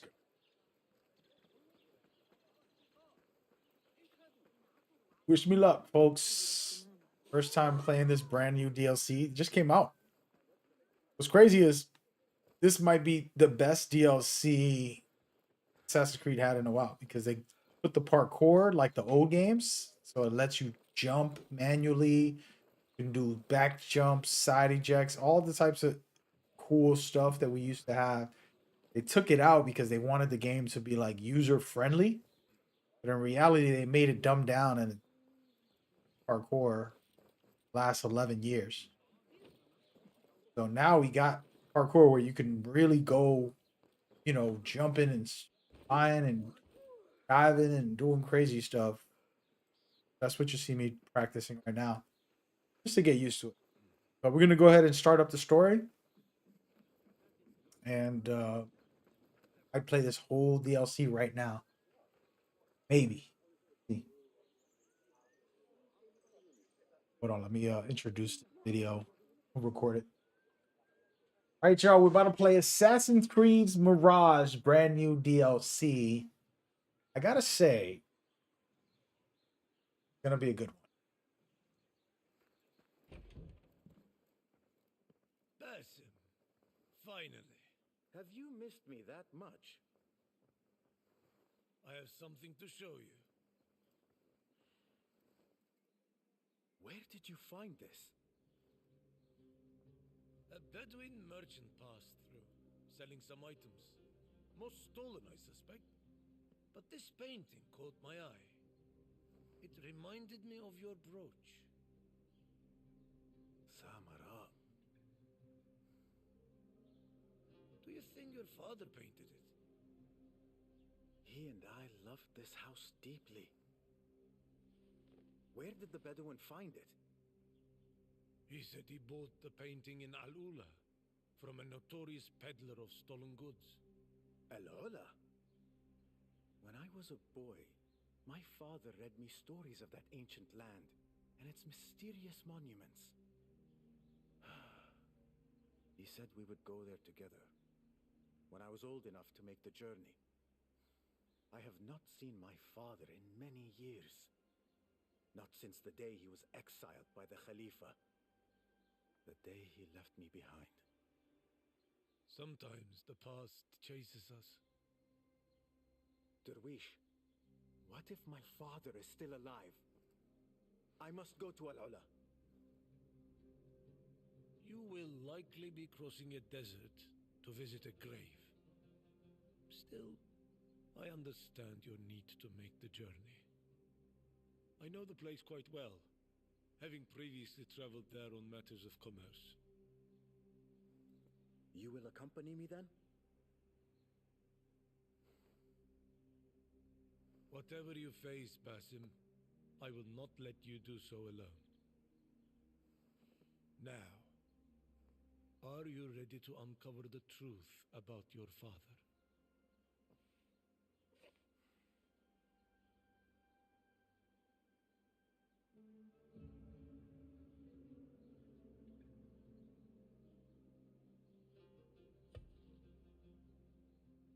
I am ready.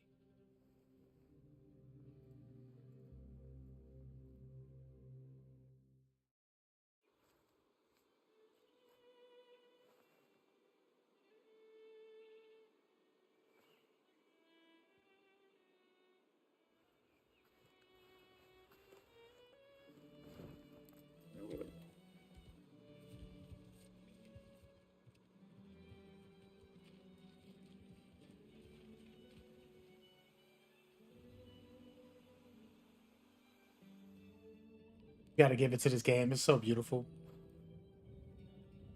So Bassam has had one of the most interesting stories in the game as far as story arcs. The original story, we get introduced to him as a villain. But this game that we're playing right now is actually his origin story and part of like how he becomes who he becomes later. And so this story we're going to find out right now in this DLC. Where did that arc really take place? What was the most pivotal points? Because they haven't really uncovered that fully. It looks like they will. The question is, what does that mean? How bad can he get? Or good? Are there reasons for it? A lot of times we'll kind of side with a so-called hero, but in reality, some of those heroes are killing off hundreds of people. Like, is he really that good? Like, so it's an interesting conversation about good or bad,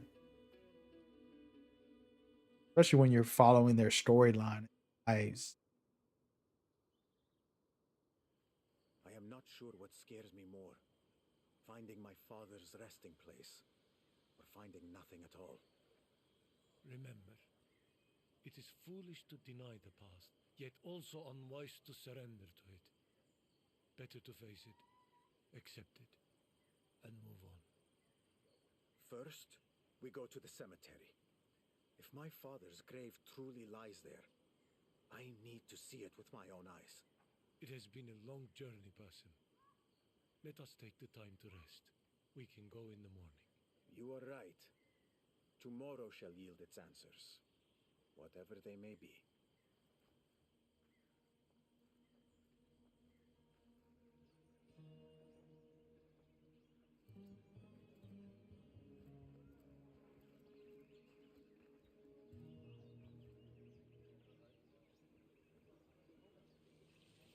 We are.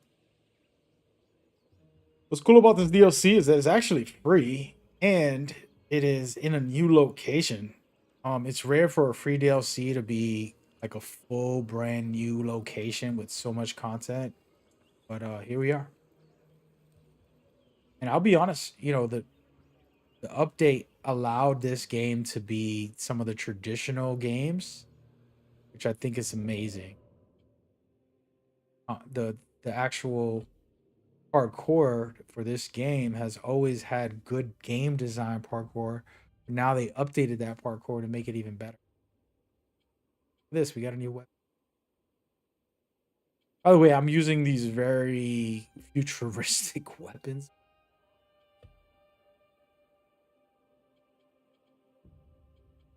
Outfit. Got so many new outfits.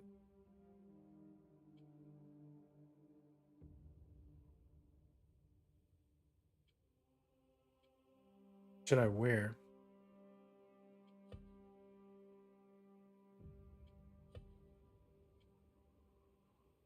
Something that fits the kind of like that kind of. I haven't used these.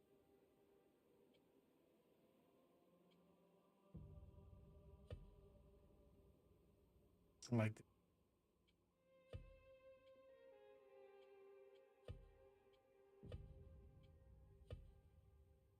It's always funny because these guys walk around with the Assassin's Creed, you know, outfits, and somehow people don't know, like, oh, that's an assassin. Dude, on. We'll put this one on. It's kind of like futuristic, but also still. Actually, nah. We want to put something that can see his face. This is a very deep. Something where his full head is shown.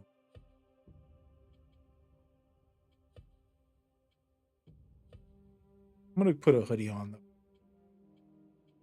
Guess we'll go back. Go back.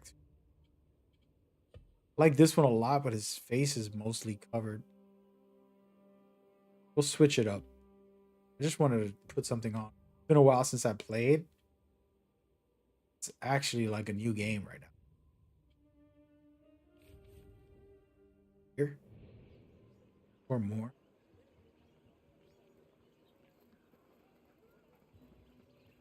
I'm gonna go straight to the story just because I want to get a feel for it, gameplay before we Truly, Al-Ula is a land do of anything else. greatest beauty. Look at this village over there. Here,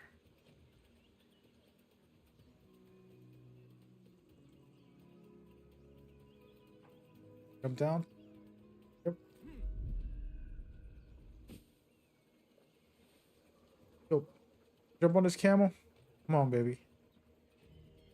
Do it. Out of here. Just stealing people's camels away. Take a ride, showcase scenery very quickly. Gameplay is decent. Oh, Basim, over here. I hope you are well rested. It was a fitful night. Sleep did not come easily.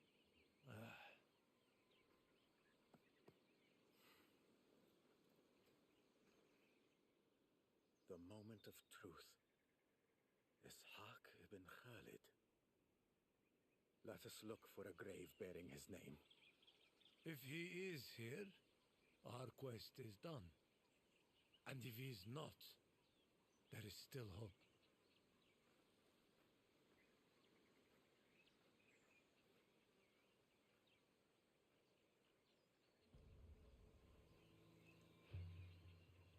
you go.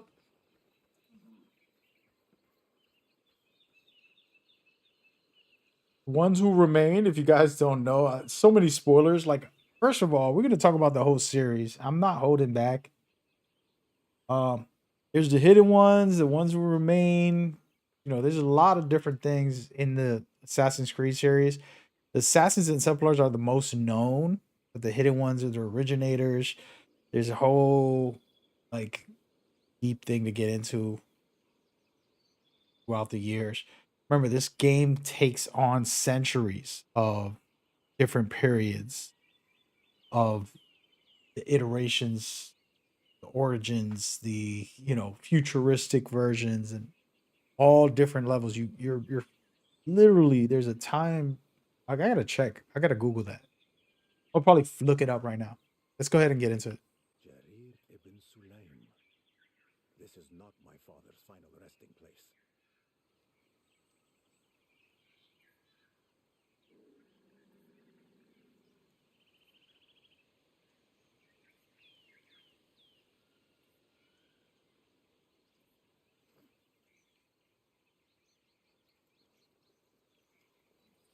Do you recall the day my father was exiled?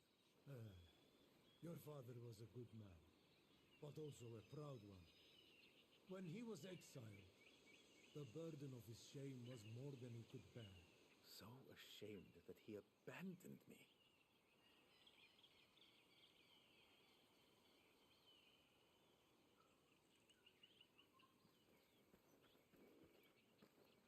Rashid al-Hassadi. We must keep searching.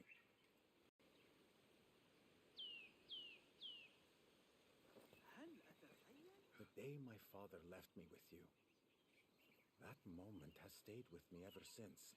Of all the children who have come under my care, you were silent at first. But the pain in your eyes said enough. You have been a father to so many of us orphans. Yet, the horror that befell Jasib and the others. They are gone from this world, Basim, but not from our hearts. I will examine the graves to the north. You, in the meantime, continue scouring the other burial grounds. Mansur al-Killabi. Not my father. A lifetime of hopes and fears, victories and defeats. reduced to a name etched on crumbling stone. It feels so insubstantial. Our bodies are insubstantial. The soul is what matters. You can threaten a man, plunder his goods, torture his flesh, even take his life. But his soul is his own. No one can seize that. There is no sign of him here.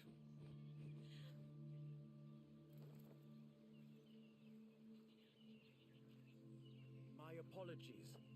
Is Enkidu troubling you? This is not the way he usually acts. He startled me. But I see now he means no disrespect to my late husband. I am sorry for your loss.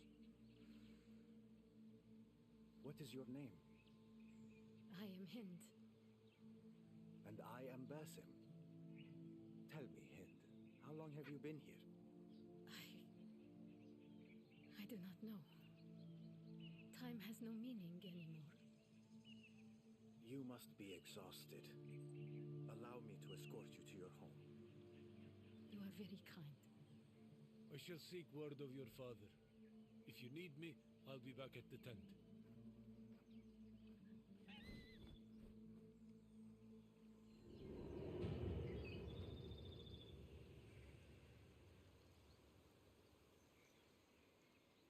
Why do you forsake our course?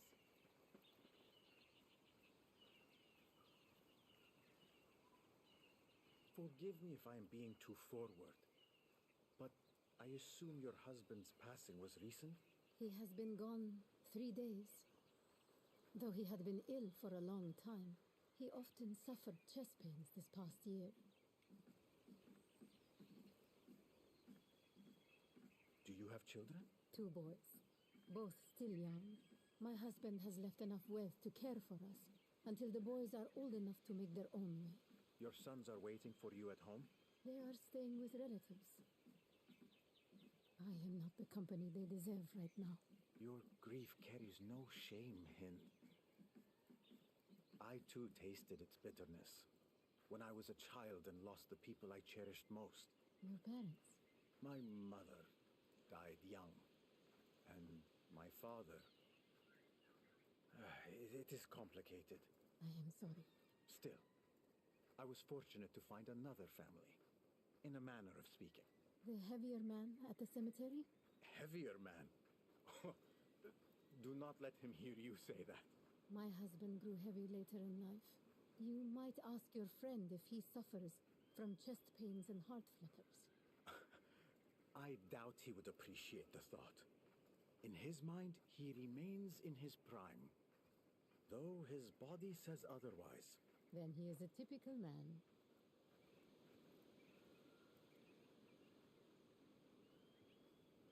We are nearly there. See, that is my home. And beside it, my husband's warehouse. That mark. They are here. Who?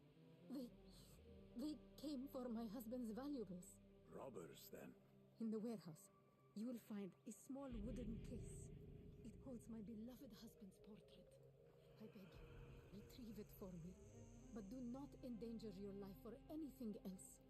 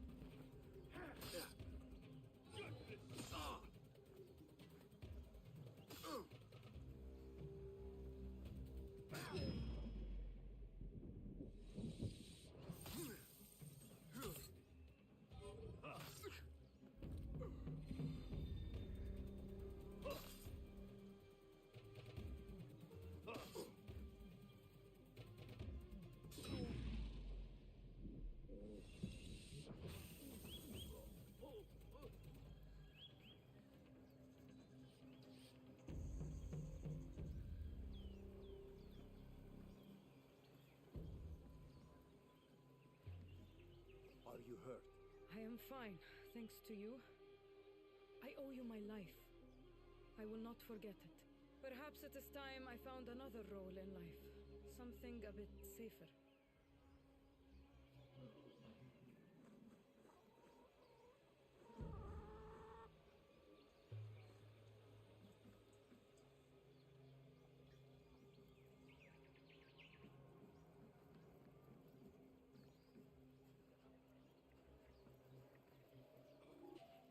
Hold up! Halt you! I'll finish you! That dog you are. Not even a man. I'll call for help.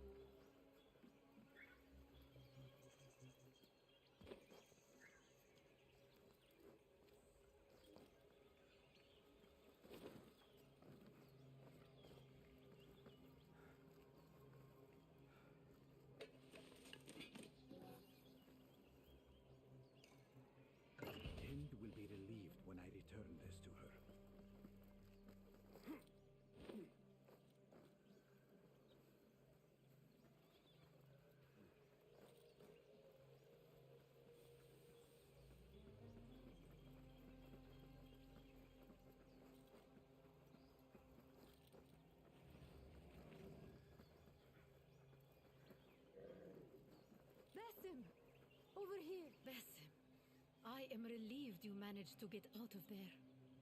I believe this is yours. Thank you. Though it is nothing compared to what these criminals have stolen from many others all across Al-Ula. Tell me more about them.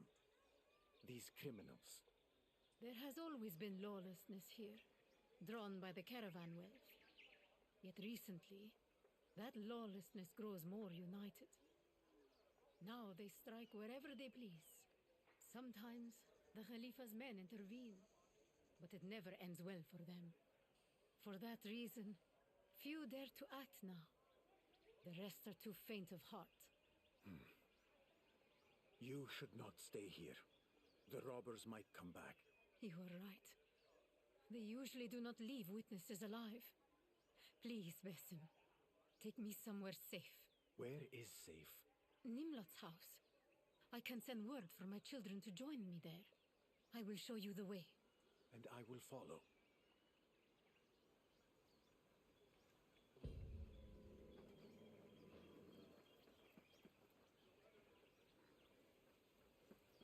Make haste. Time slips away.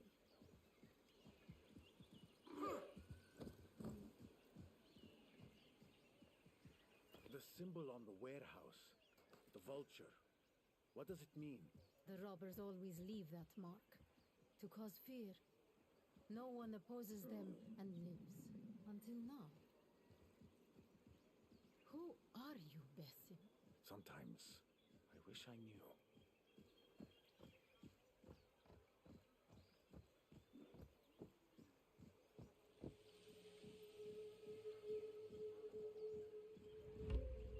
You said the lawlessness has been unified. His name is Abyss. Abyss? Oh, an unfortunate name. The one who frowns. He must have been quite the delightful child to earn such a title from his parents. He grew up here. Always a thorn in our side. But now, he becomes more savage than ever.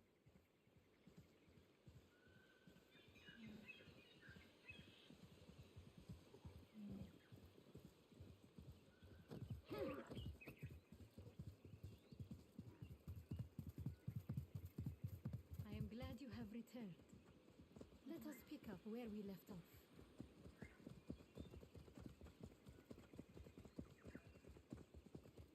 I am sure Nimlot will take me in. Nimlot.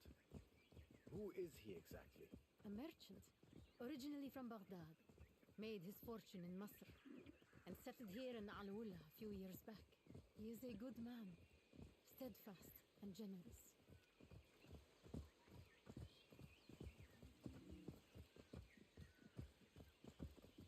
For what it is worth, Basim, you have reignited my hope. It is time we people of Al-Ula fought back against the criminals. Yes, but be cautious. I would not have my example cost the lives of the innocent, especially yours.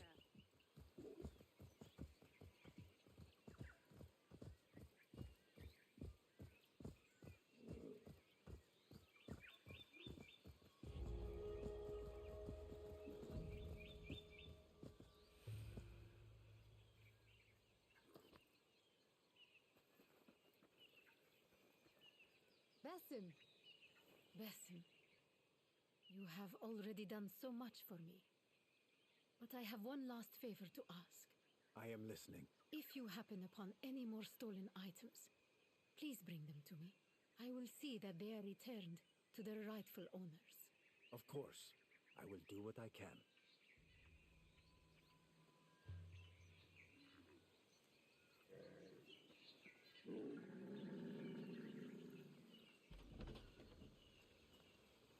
Afterwards, once you are finished, I want you to... Hin, Nimlot, what has happened? the robbers. They took nearly everything. I will send some of my men to guard your home. Meanwhile, you are welcome under my roof. See that she is cared for. May God protect you. And may God protect you.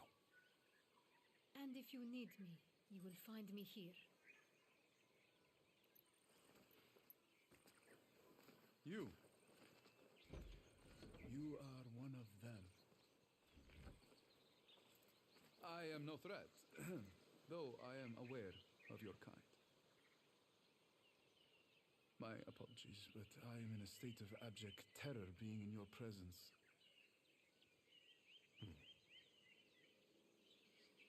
I would have guessed mere nervousness. Yet, if it comforts you, know that appearances deceive. I did not come to Al-Ula seeking bloodshed, even if a touch of it found me. Now, tell me, how do you know of my people? In Baghdad, at the caravanserai, a soap mill owner. Though there were rumors he was something more, something darker. I was in the city on that day. I did not witness the deed, but saw the aftermath. A throat slit, carcass hanging from a balcony.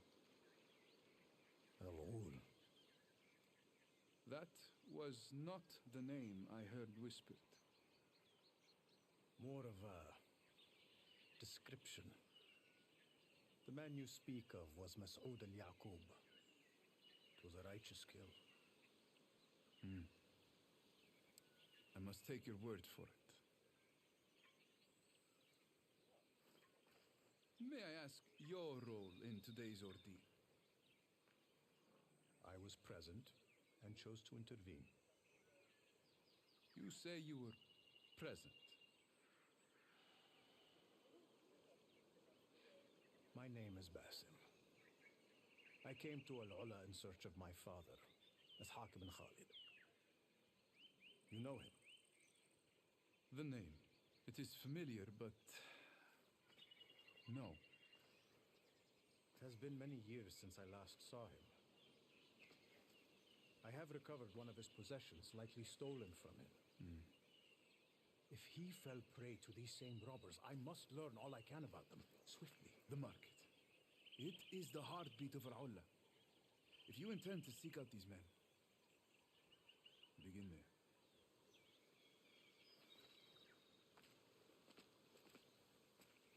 Basim! The men you seek are dangerous. Even for you. Nevertheless, I understand you may have no choice but to tread this path. I lost a loved one recently. And I would stop at nothing to be reunited with them.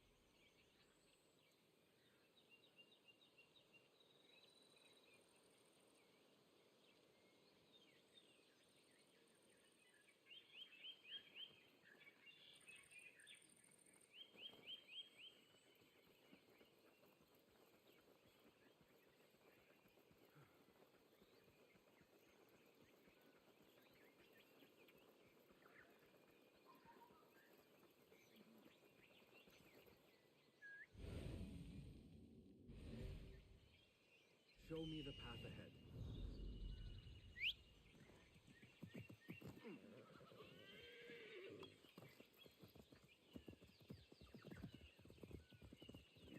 Yalla, yalla!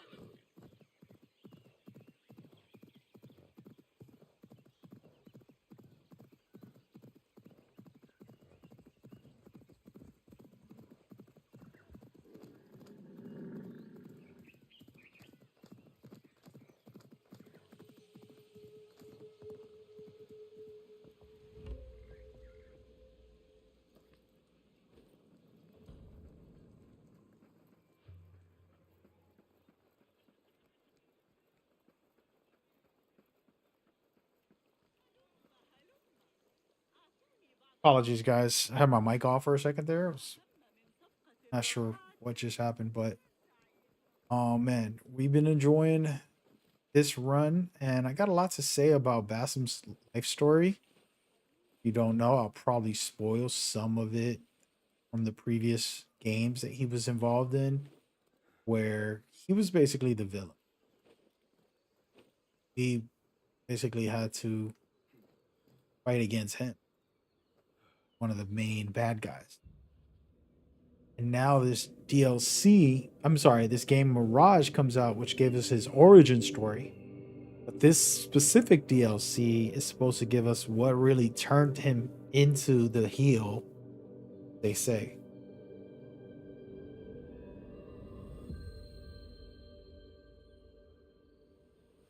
Why do they call it a heel turn?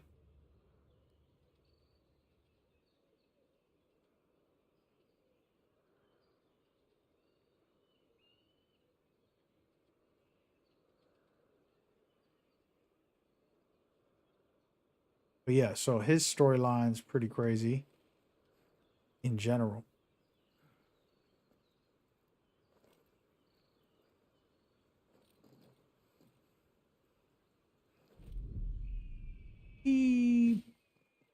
But yeah, so in this game, you know, what I'm seeing, since we're going to discover his father story somewhat, going to turn him into vicious, you know, angry, and stole my father from me. Surely this is the market Nimrod spoke of.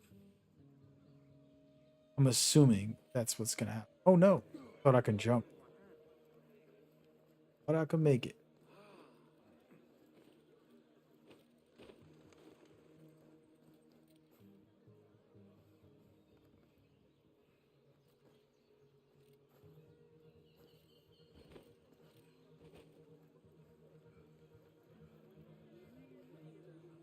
Please behold the way. Take a look.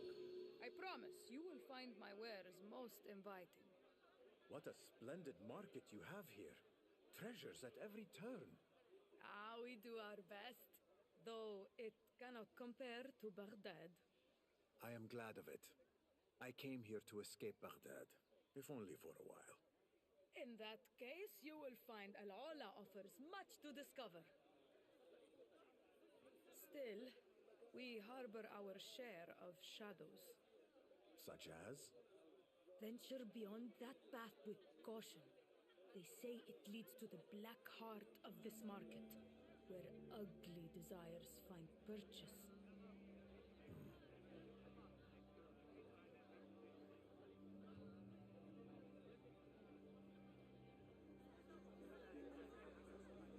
His garb mirrors that of the robbers I met earlier. I must follow him. Everybody, this tradition from Assassin's Creed where you hail someone.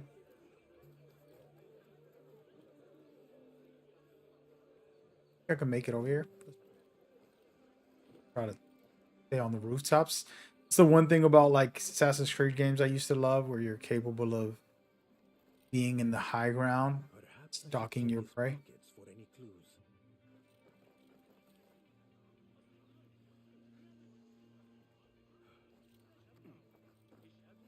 Off with you. I messed up. It's all good. I can chase him. Why am I running so slow? Is there a run button? What is going on? They're already chasing me? What is going on? I was not swift enough. Enkidu, will you help me again, friend? Oh, here getting caught. Okay, bro. Bad assassin. Lost him too.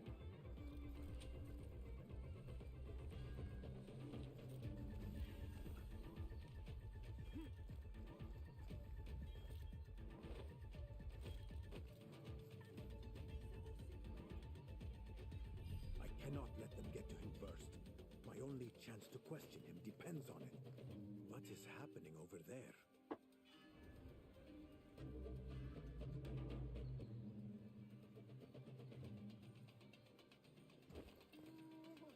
Bro. So I accidentally did a crime. I guess.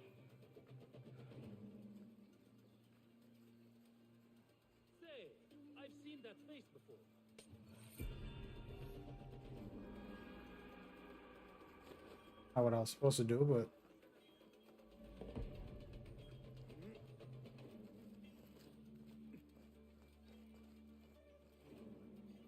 I'm trying to find this guy.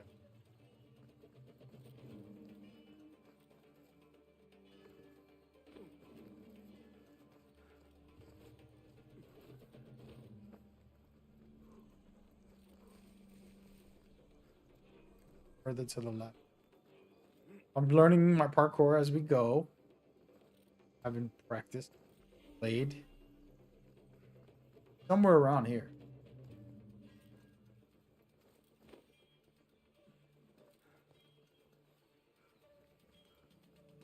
Go this way and see how.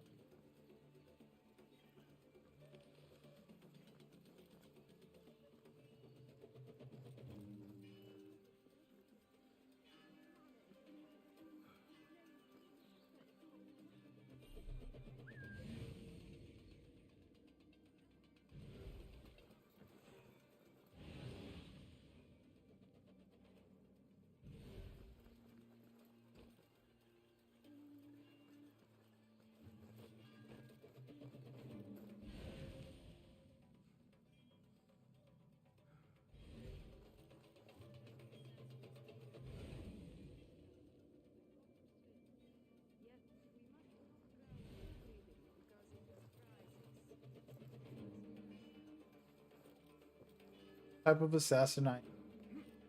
Also, by the way, that cop situation, like they shouldn't have want to get me.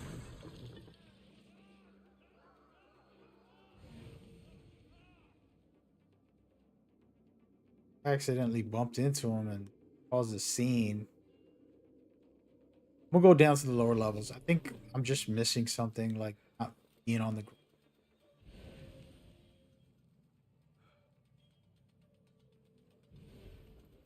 Has to be him.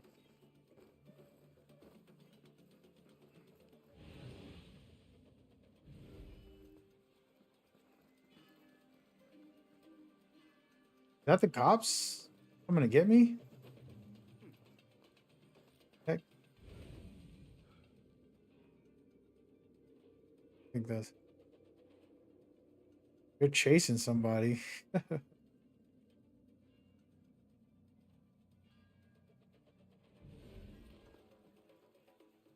What if that is him? Go over there. Yeah, I love this part. I think Mirage stands out because of these cities. This is kind of the feel I love. I think that's him, guys. We're gonna take a chance. Down here somewhere. I don't know how to get in there.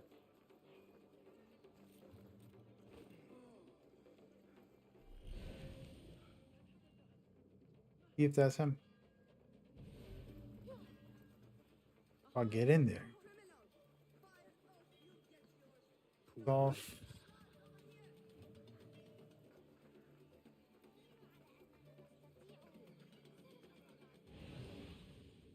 Crazy part is I don't know how to get in there.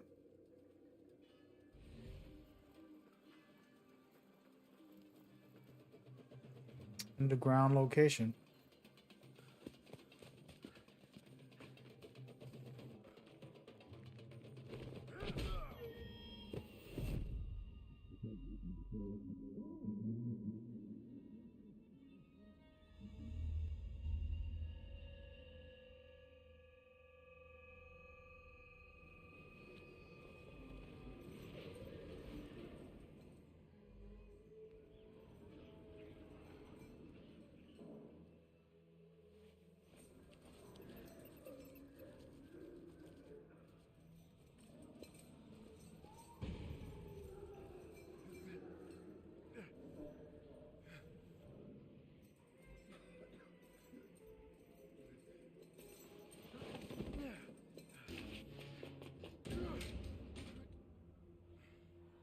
Ah, my new pet.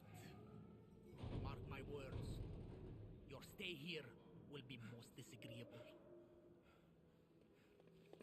Return to your duties. Tell the others the threat is over.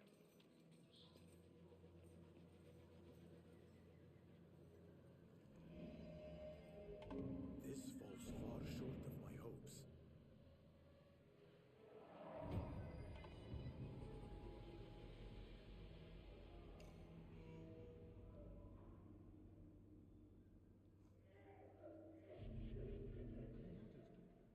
There are more of us on the day shift lately.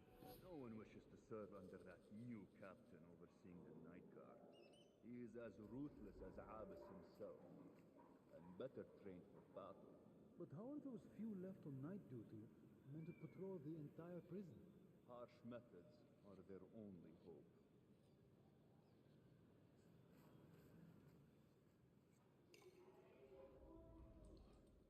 Anyone alive in there?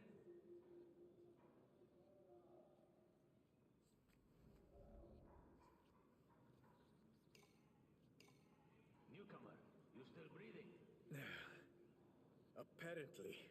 Then look on the bright side. You will not be for much longer. The ugly man who acts as if this place belongs to him. I get the impression he does not serve the Khilafah. You mean the Abyss?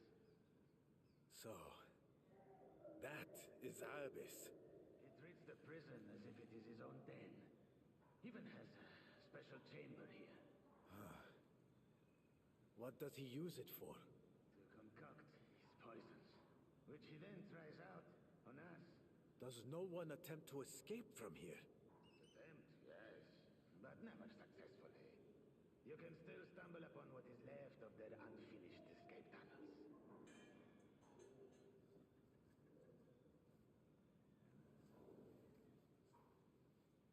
I must keep watch for any chance to slip free. Though opportunities are scarce in this place.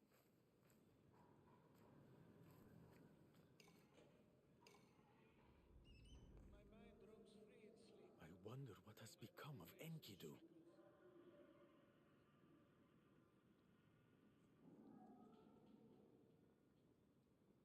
I hear the silversmith has gone 40 days without so much as a crumb. If true, it is barbaric. Stop fretting, cook. He does not get to eat. That is the order of Abyss. One of his little experiments. You are new here, but soon you will understand. Abyss is a stain on all this land. Shut up, wench. Or maybe you would like to become the next experiment. I cannot help but pity this silversmith. As for the cook, was that Hin's servant?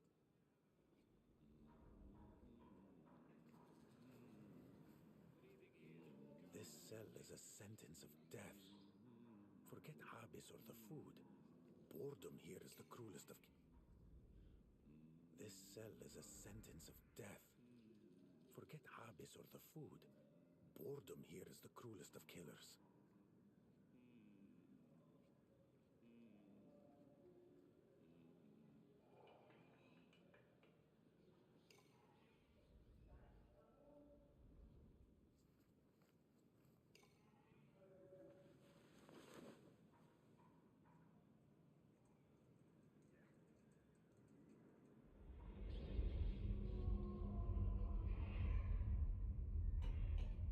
You.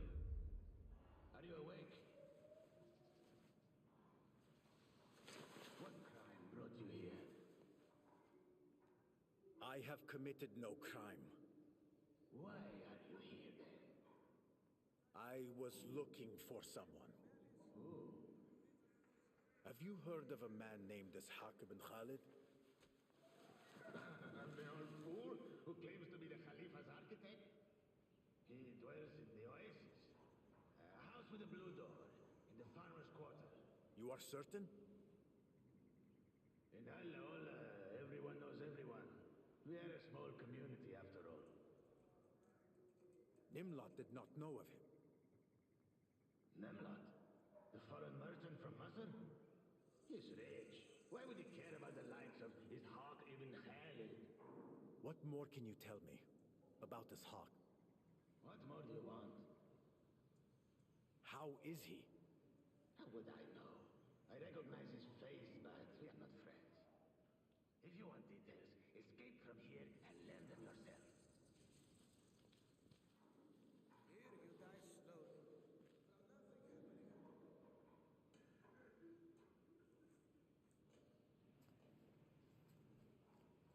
Ibis has gone too far this time. 2 deaths in such a short time. First the poisoning. Now the silversmith dies from starvation. The silversmith especially. Outside, he was a respected member of the community. Inside, too. Like that Metal Gear moment of trying to figure out how to get out of jail. Prison. This could be poisoned. I should not take the risk.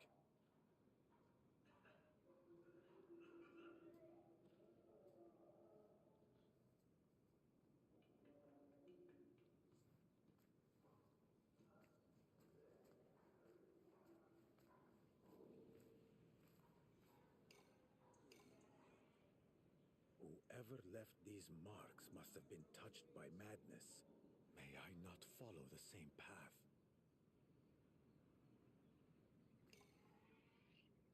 There once stood a man here. Now only bloodstains remain. I must be more than this.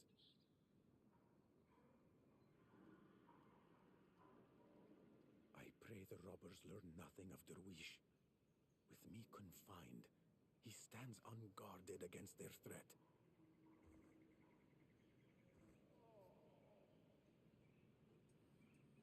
Ibis himself nearly had us the other day. It was a close call. You were fortunate. Keep clear of him next time.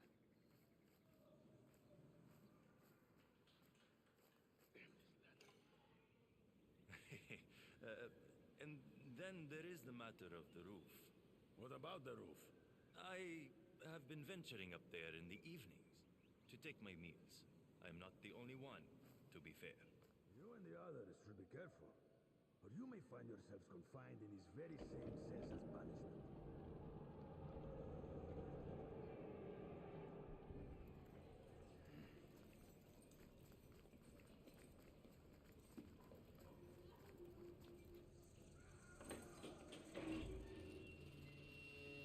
Time to see if my newest brew is all it promises to be. No! No! Please! Have mercy! Not even a dog deserves that. I am not going to tell him to stop. Useless fools! Get in here and hold him down! Hold him.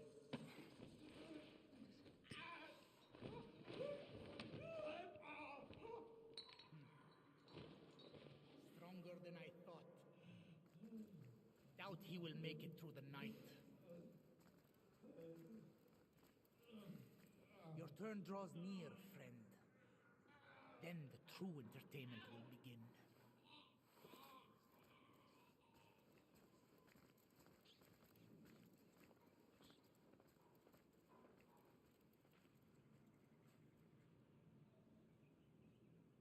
This confinement, the threat of torture. I feel as if I have lived such a fate before, in some distant memory I cannot fully grasp.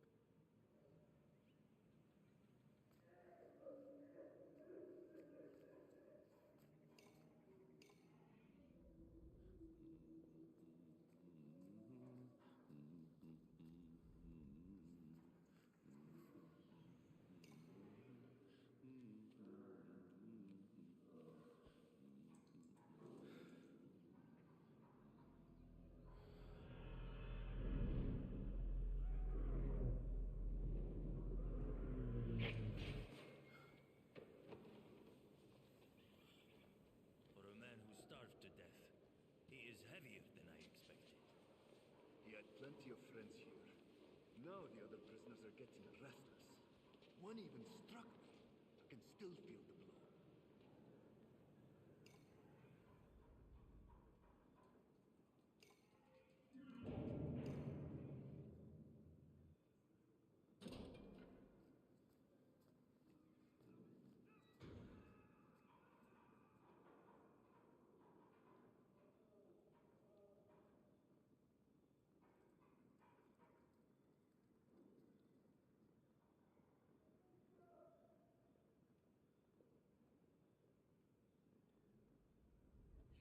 you there?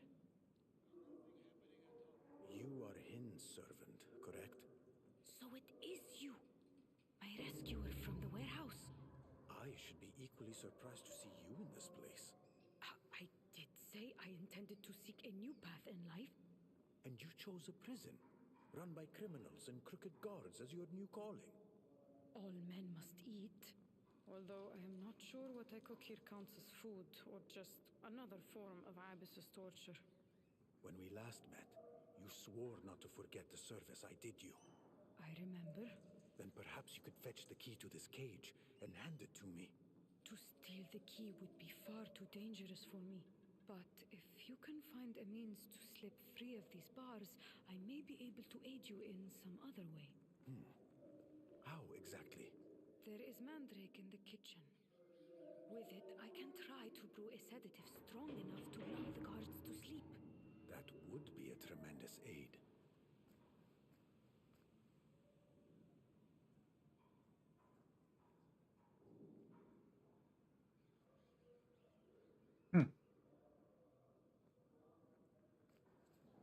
There's a catch up, guys. There's a catch up. I don't know about the Metal Gear trick.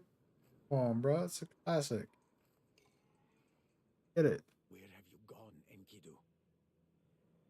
If you still draw breath, I would welcome your help.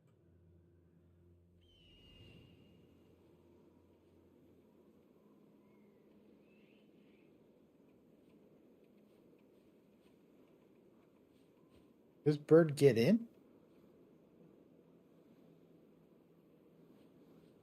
I in there.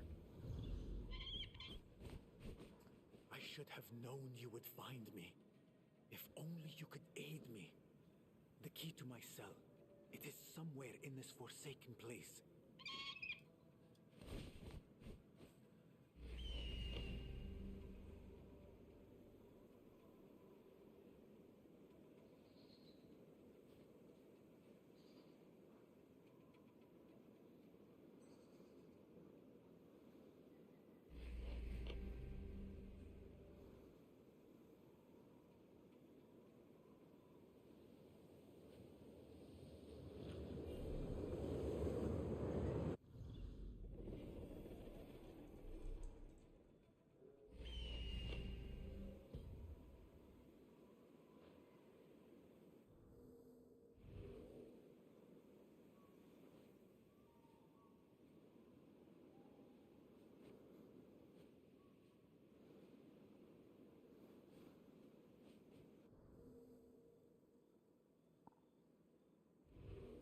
Here it is. They're gonna shoot me though. Actually, never uses.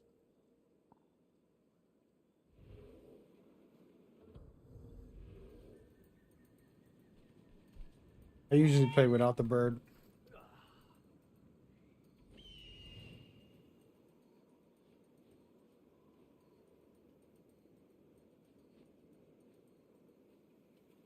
Got it. Stepping away, far away, so that they won't shoot me. They shoot. Bird. Oh, I went the wrong way.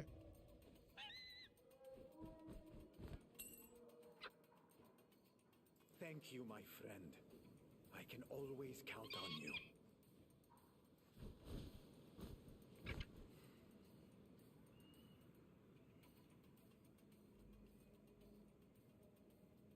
We did it. We did it. About to get a body.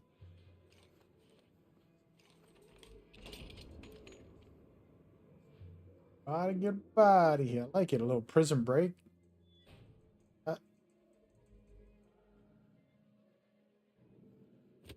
of humble make, these weapons should serve me well.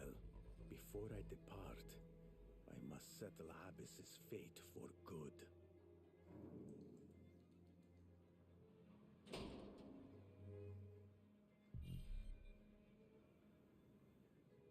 Do I do a scan?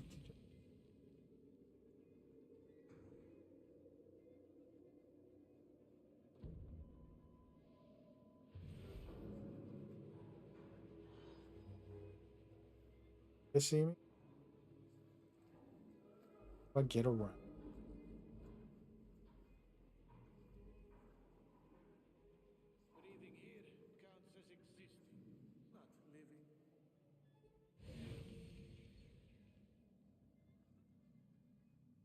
Honestly, don't remember how to throw the only way to get around.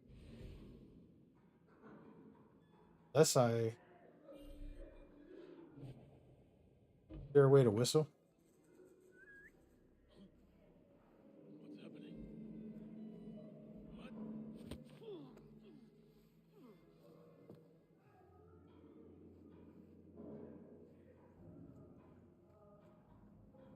Goes.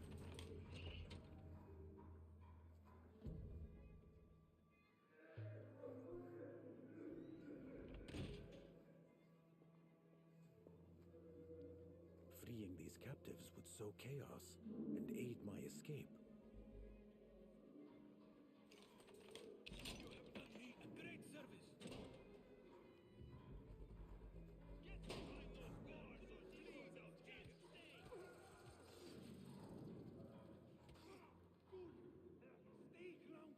Right. Ha! Pay for your sin.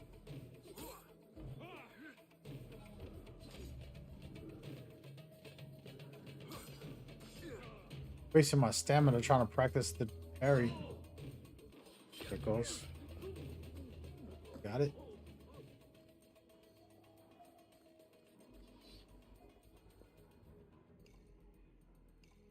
This is not a fate I would wish on my worst enemy.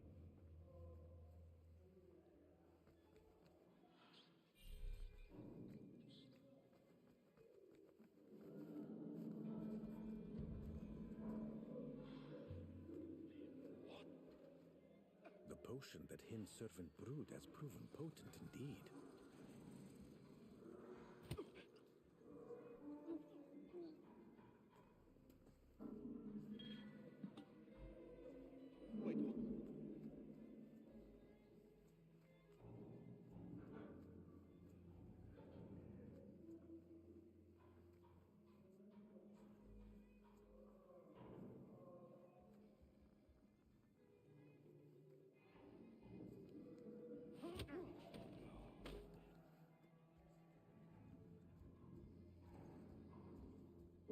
Hold on.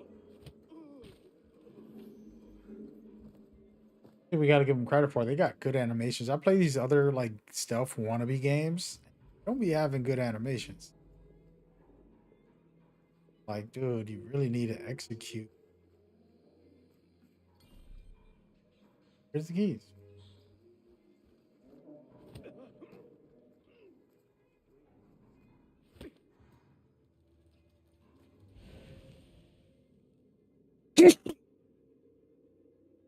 I'm back.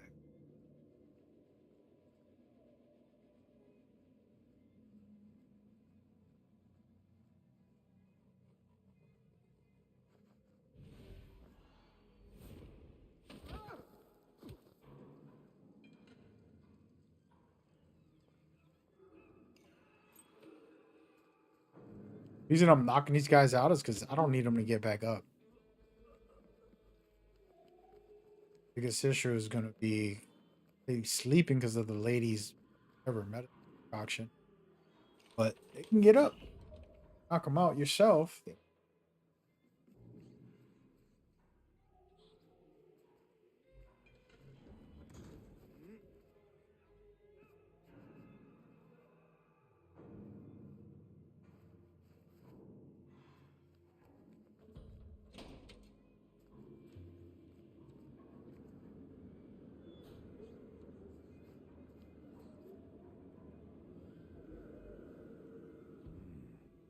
plunge is too great, even for me.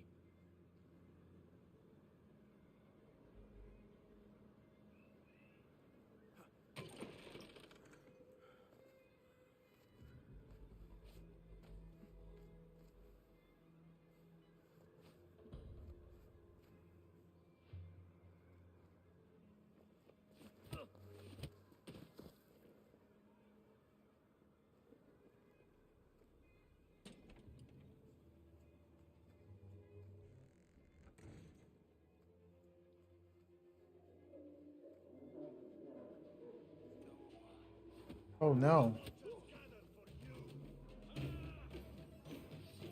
Come on, player. What? Try to throw something at me?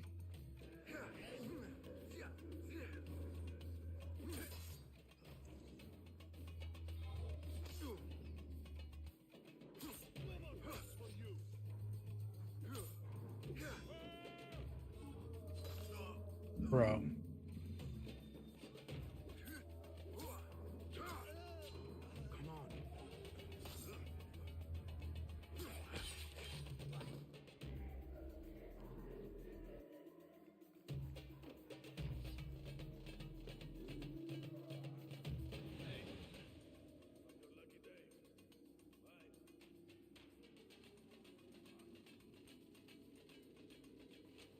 Two of them.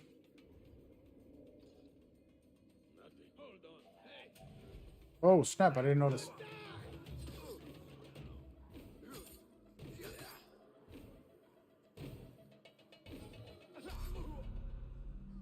Bro.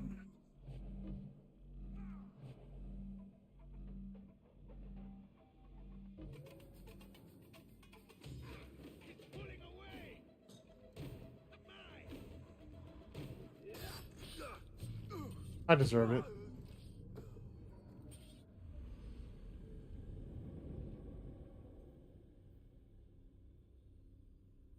So you know it's real. It's been a while. Normally I run through all this stealthily, and even if I do get in combat, totally fine.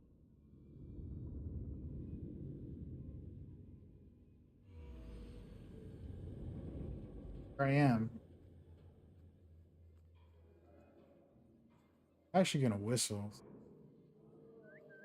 Hey, what's going on? Oh no. Hold on!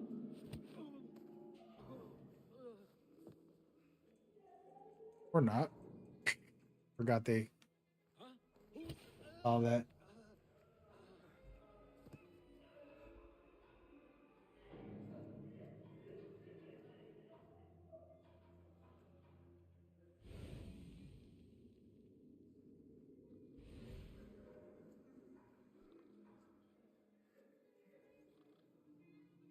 Hold on!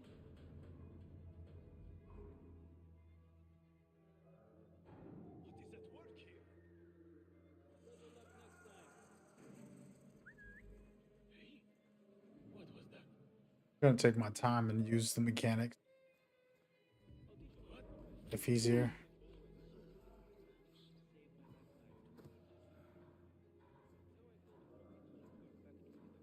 Wait, what? Over there. By the stars!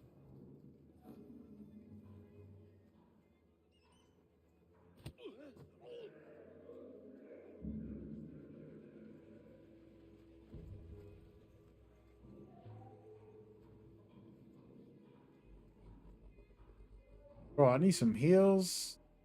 Items I'm bad. Gotta throw it. Here we go. Game listens.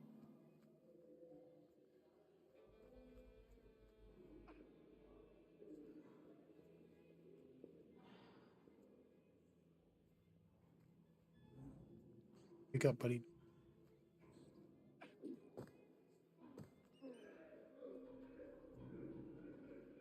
Okay, so there's a lot of guys over. See if I can lure one.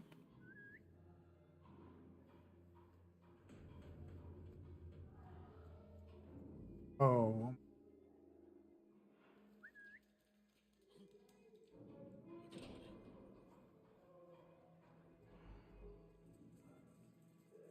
bring him in here.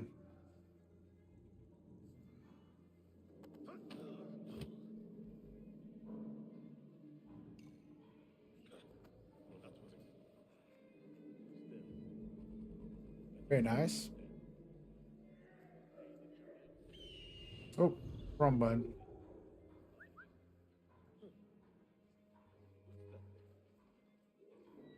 The guy with the thing coming over here. Oh, Nothing to worry about. come on, buddy. He made it over here. Can't see. Wait a minute.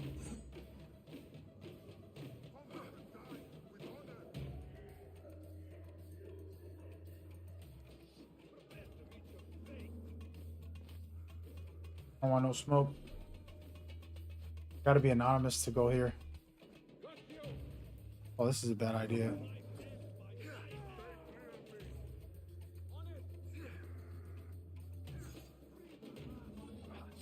Bruh, thought I was fast enough to run away.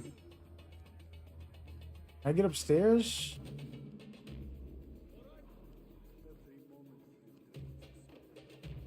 Need them to see me up here. Oh.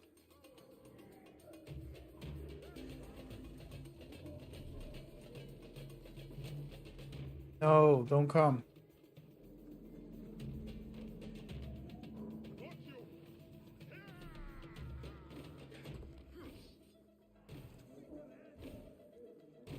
All right. Now we're gonna fight. I'll take them.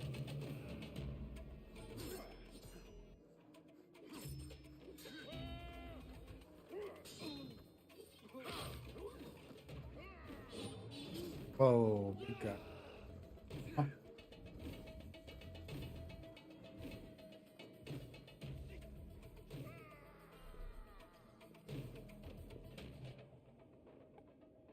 Got one throwing knife. Actually, I got a dart.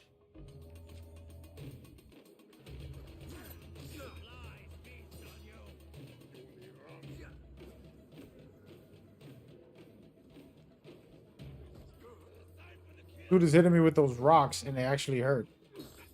Oh, there's more than one? More than two?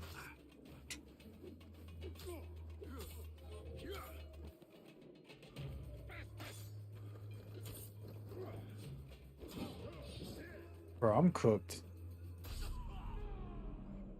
Gotta run again. Alright, well, need environment kills. Weapon is not doing it for me.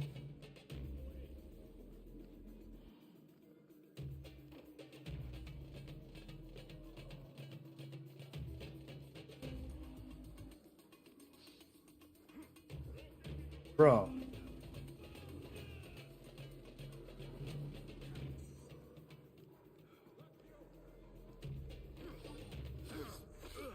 It is. I deserve it.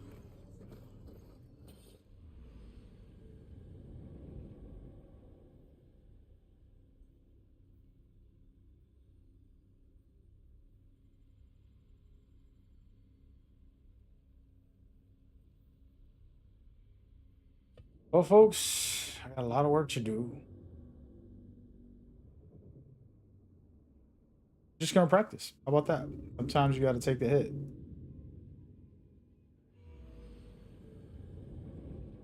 I can practice my stealth, which I'm usually really good with. Most times. Lately. In this game right now. This guy. Come on over. Me, but grab him. Sure. Grab his teammate.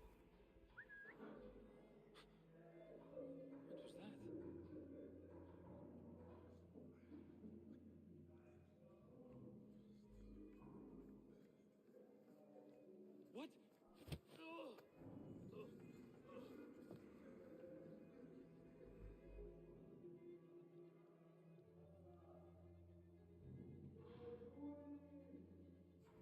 Go. Take our time. We'll get this done quicker. Run around trying to do combat. All this up right here.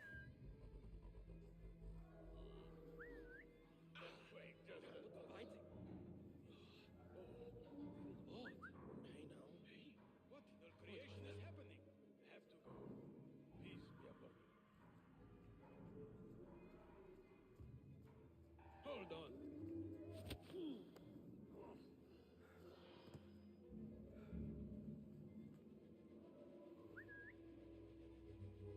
What up, boy?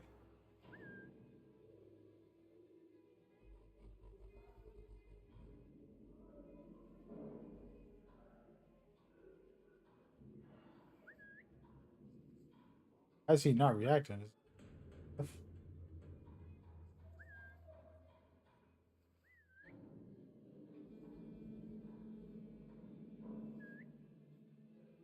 He is. Well, that's a realistic thing. Usually never happens like that. I think I can just run at him. Oh, now he. Hey, what? How much longer can you hide? Wait, just a... Bro. Meet your god!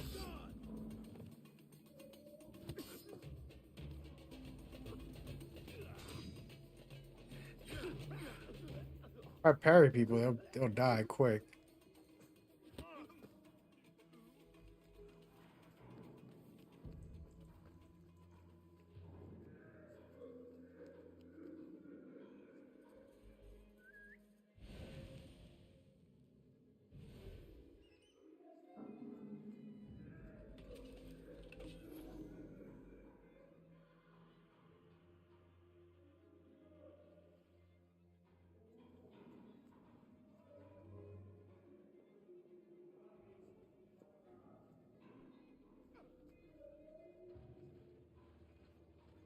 That's the guy we gotta assassinate.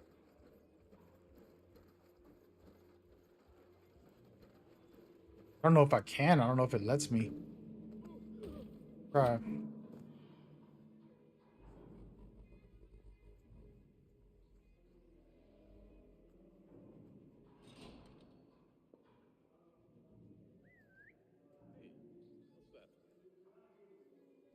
Come on over.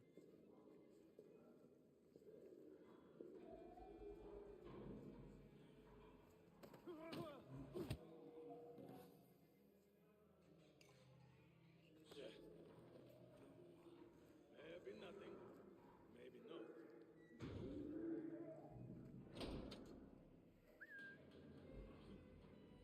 What's happening? I'm cheesing this game with the spray. Making it too easy for me. Hold on.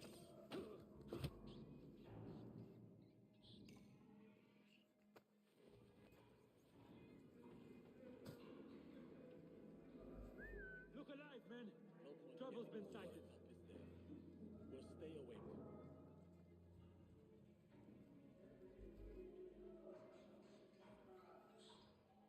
Breathe. But keep your blade close to mine.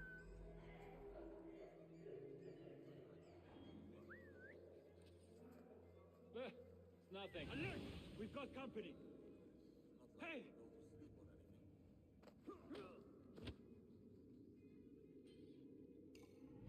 Getting sloppy.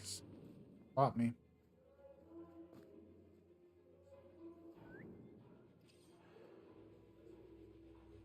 See, this is a cheesy way. Work.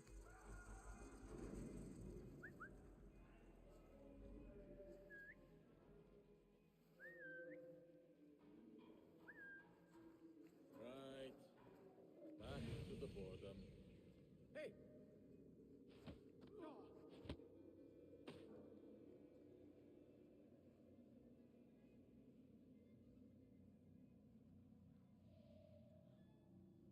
They could see me from up there. No. Gotta go, buddy.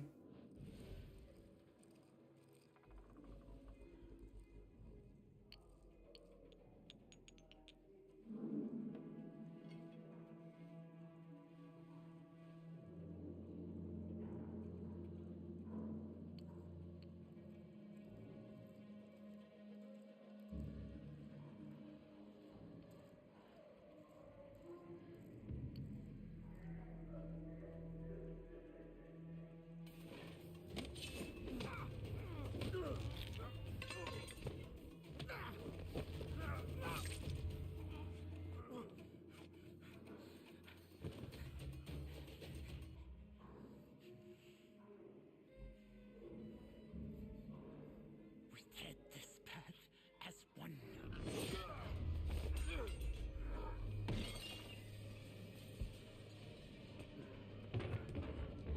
Damn.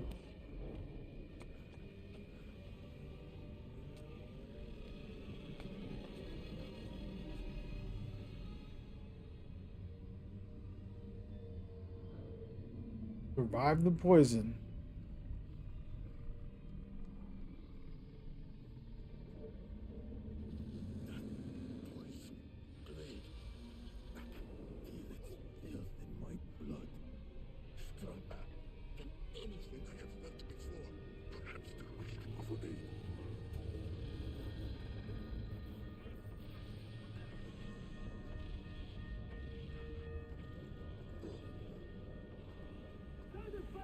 Bruh, I'm so dizzy. I'm climbing when I should be jumping. Goodness. Don't do drugs, children. Oh, I got killed.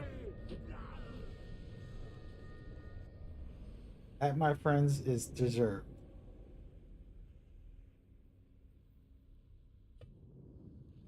Again, I was just trying to run instead of fight.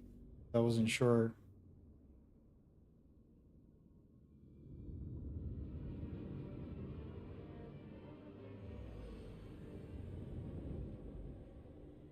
They do have some food around the area.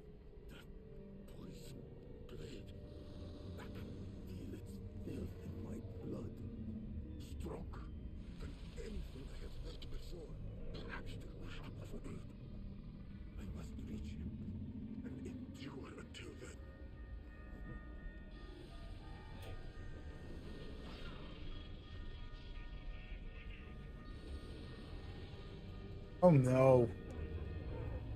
Did it again. Just trying to jump. Shh.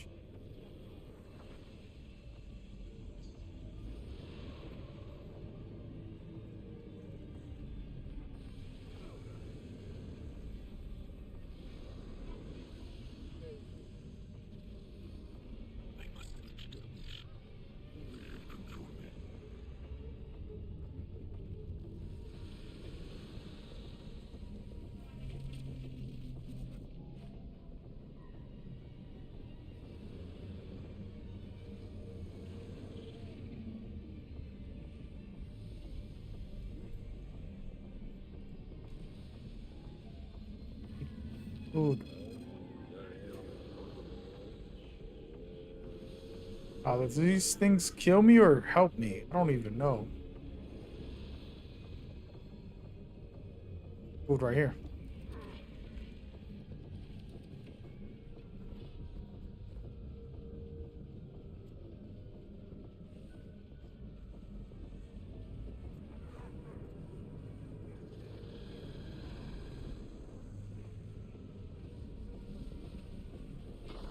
Bruh.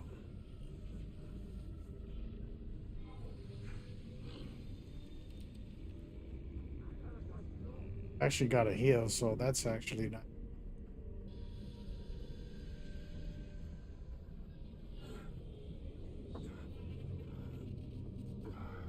How does it feel?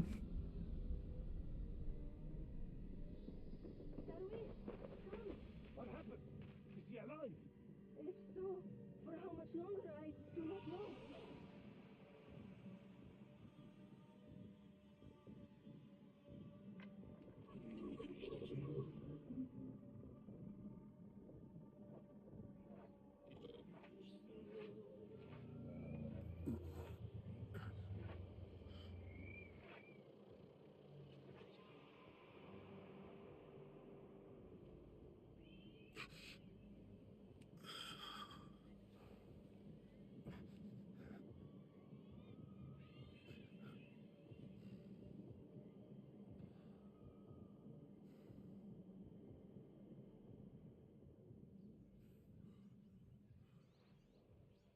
Drink.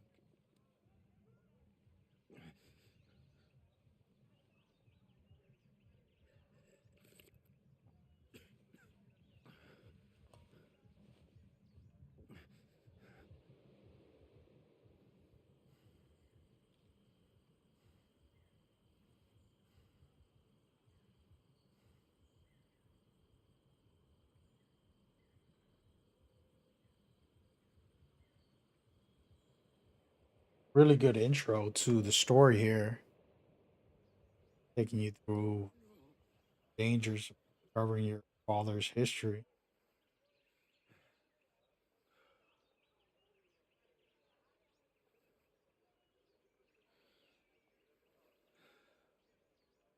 Chores.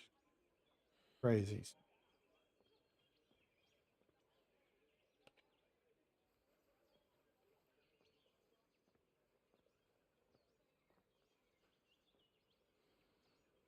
Nimlot did warn me. I was a fool to walk right into their trap in the market. Perhaps you still have some lessons to learn, Basim. You will mend soon enough. Thank you for recovering my things. I may be old, but I still have a few tricks left. I also took the liberty of grabbing a rather fine dagger. The same one that almost ended your life. While you were away, I sought word of your father. The oasis came up. During my captivity, I spoke with another prisoner. He said my father is there, the house marked by a blue door, with Habis dead and his men leaderless. Nothing can stop me from finding him. If you wish, I can come with you. I know you yearn to see him again. But for now, I must go alone. I understand, Basim. Go find your father. And the journey begins. A really good way to start DLC intro to his motives, who he becomes. Go. You dig it.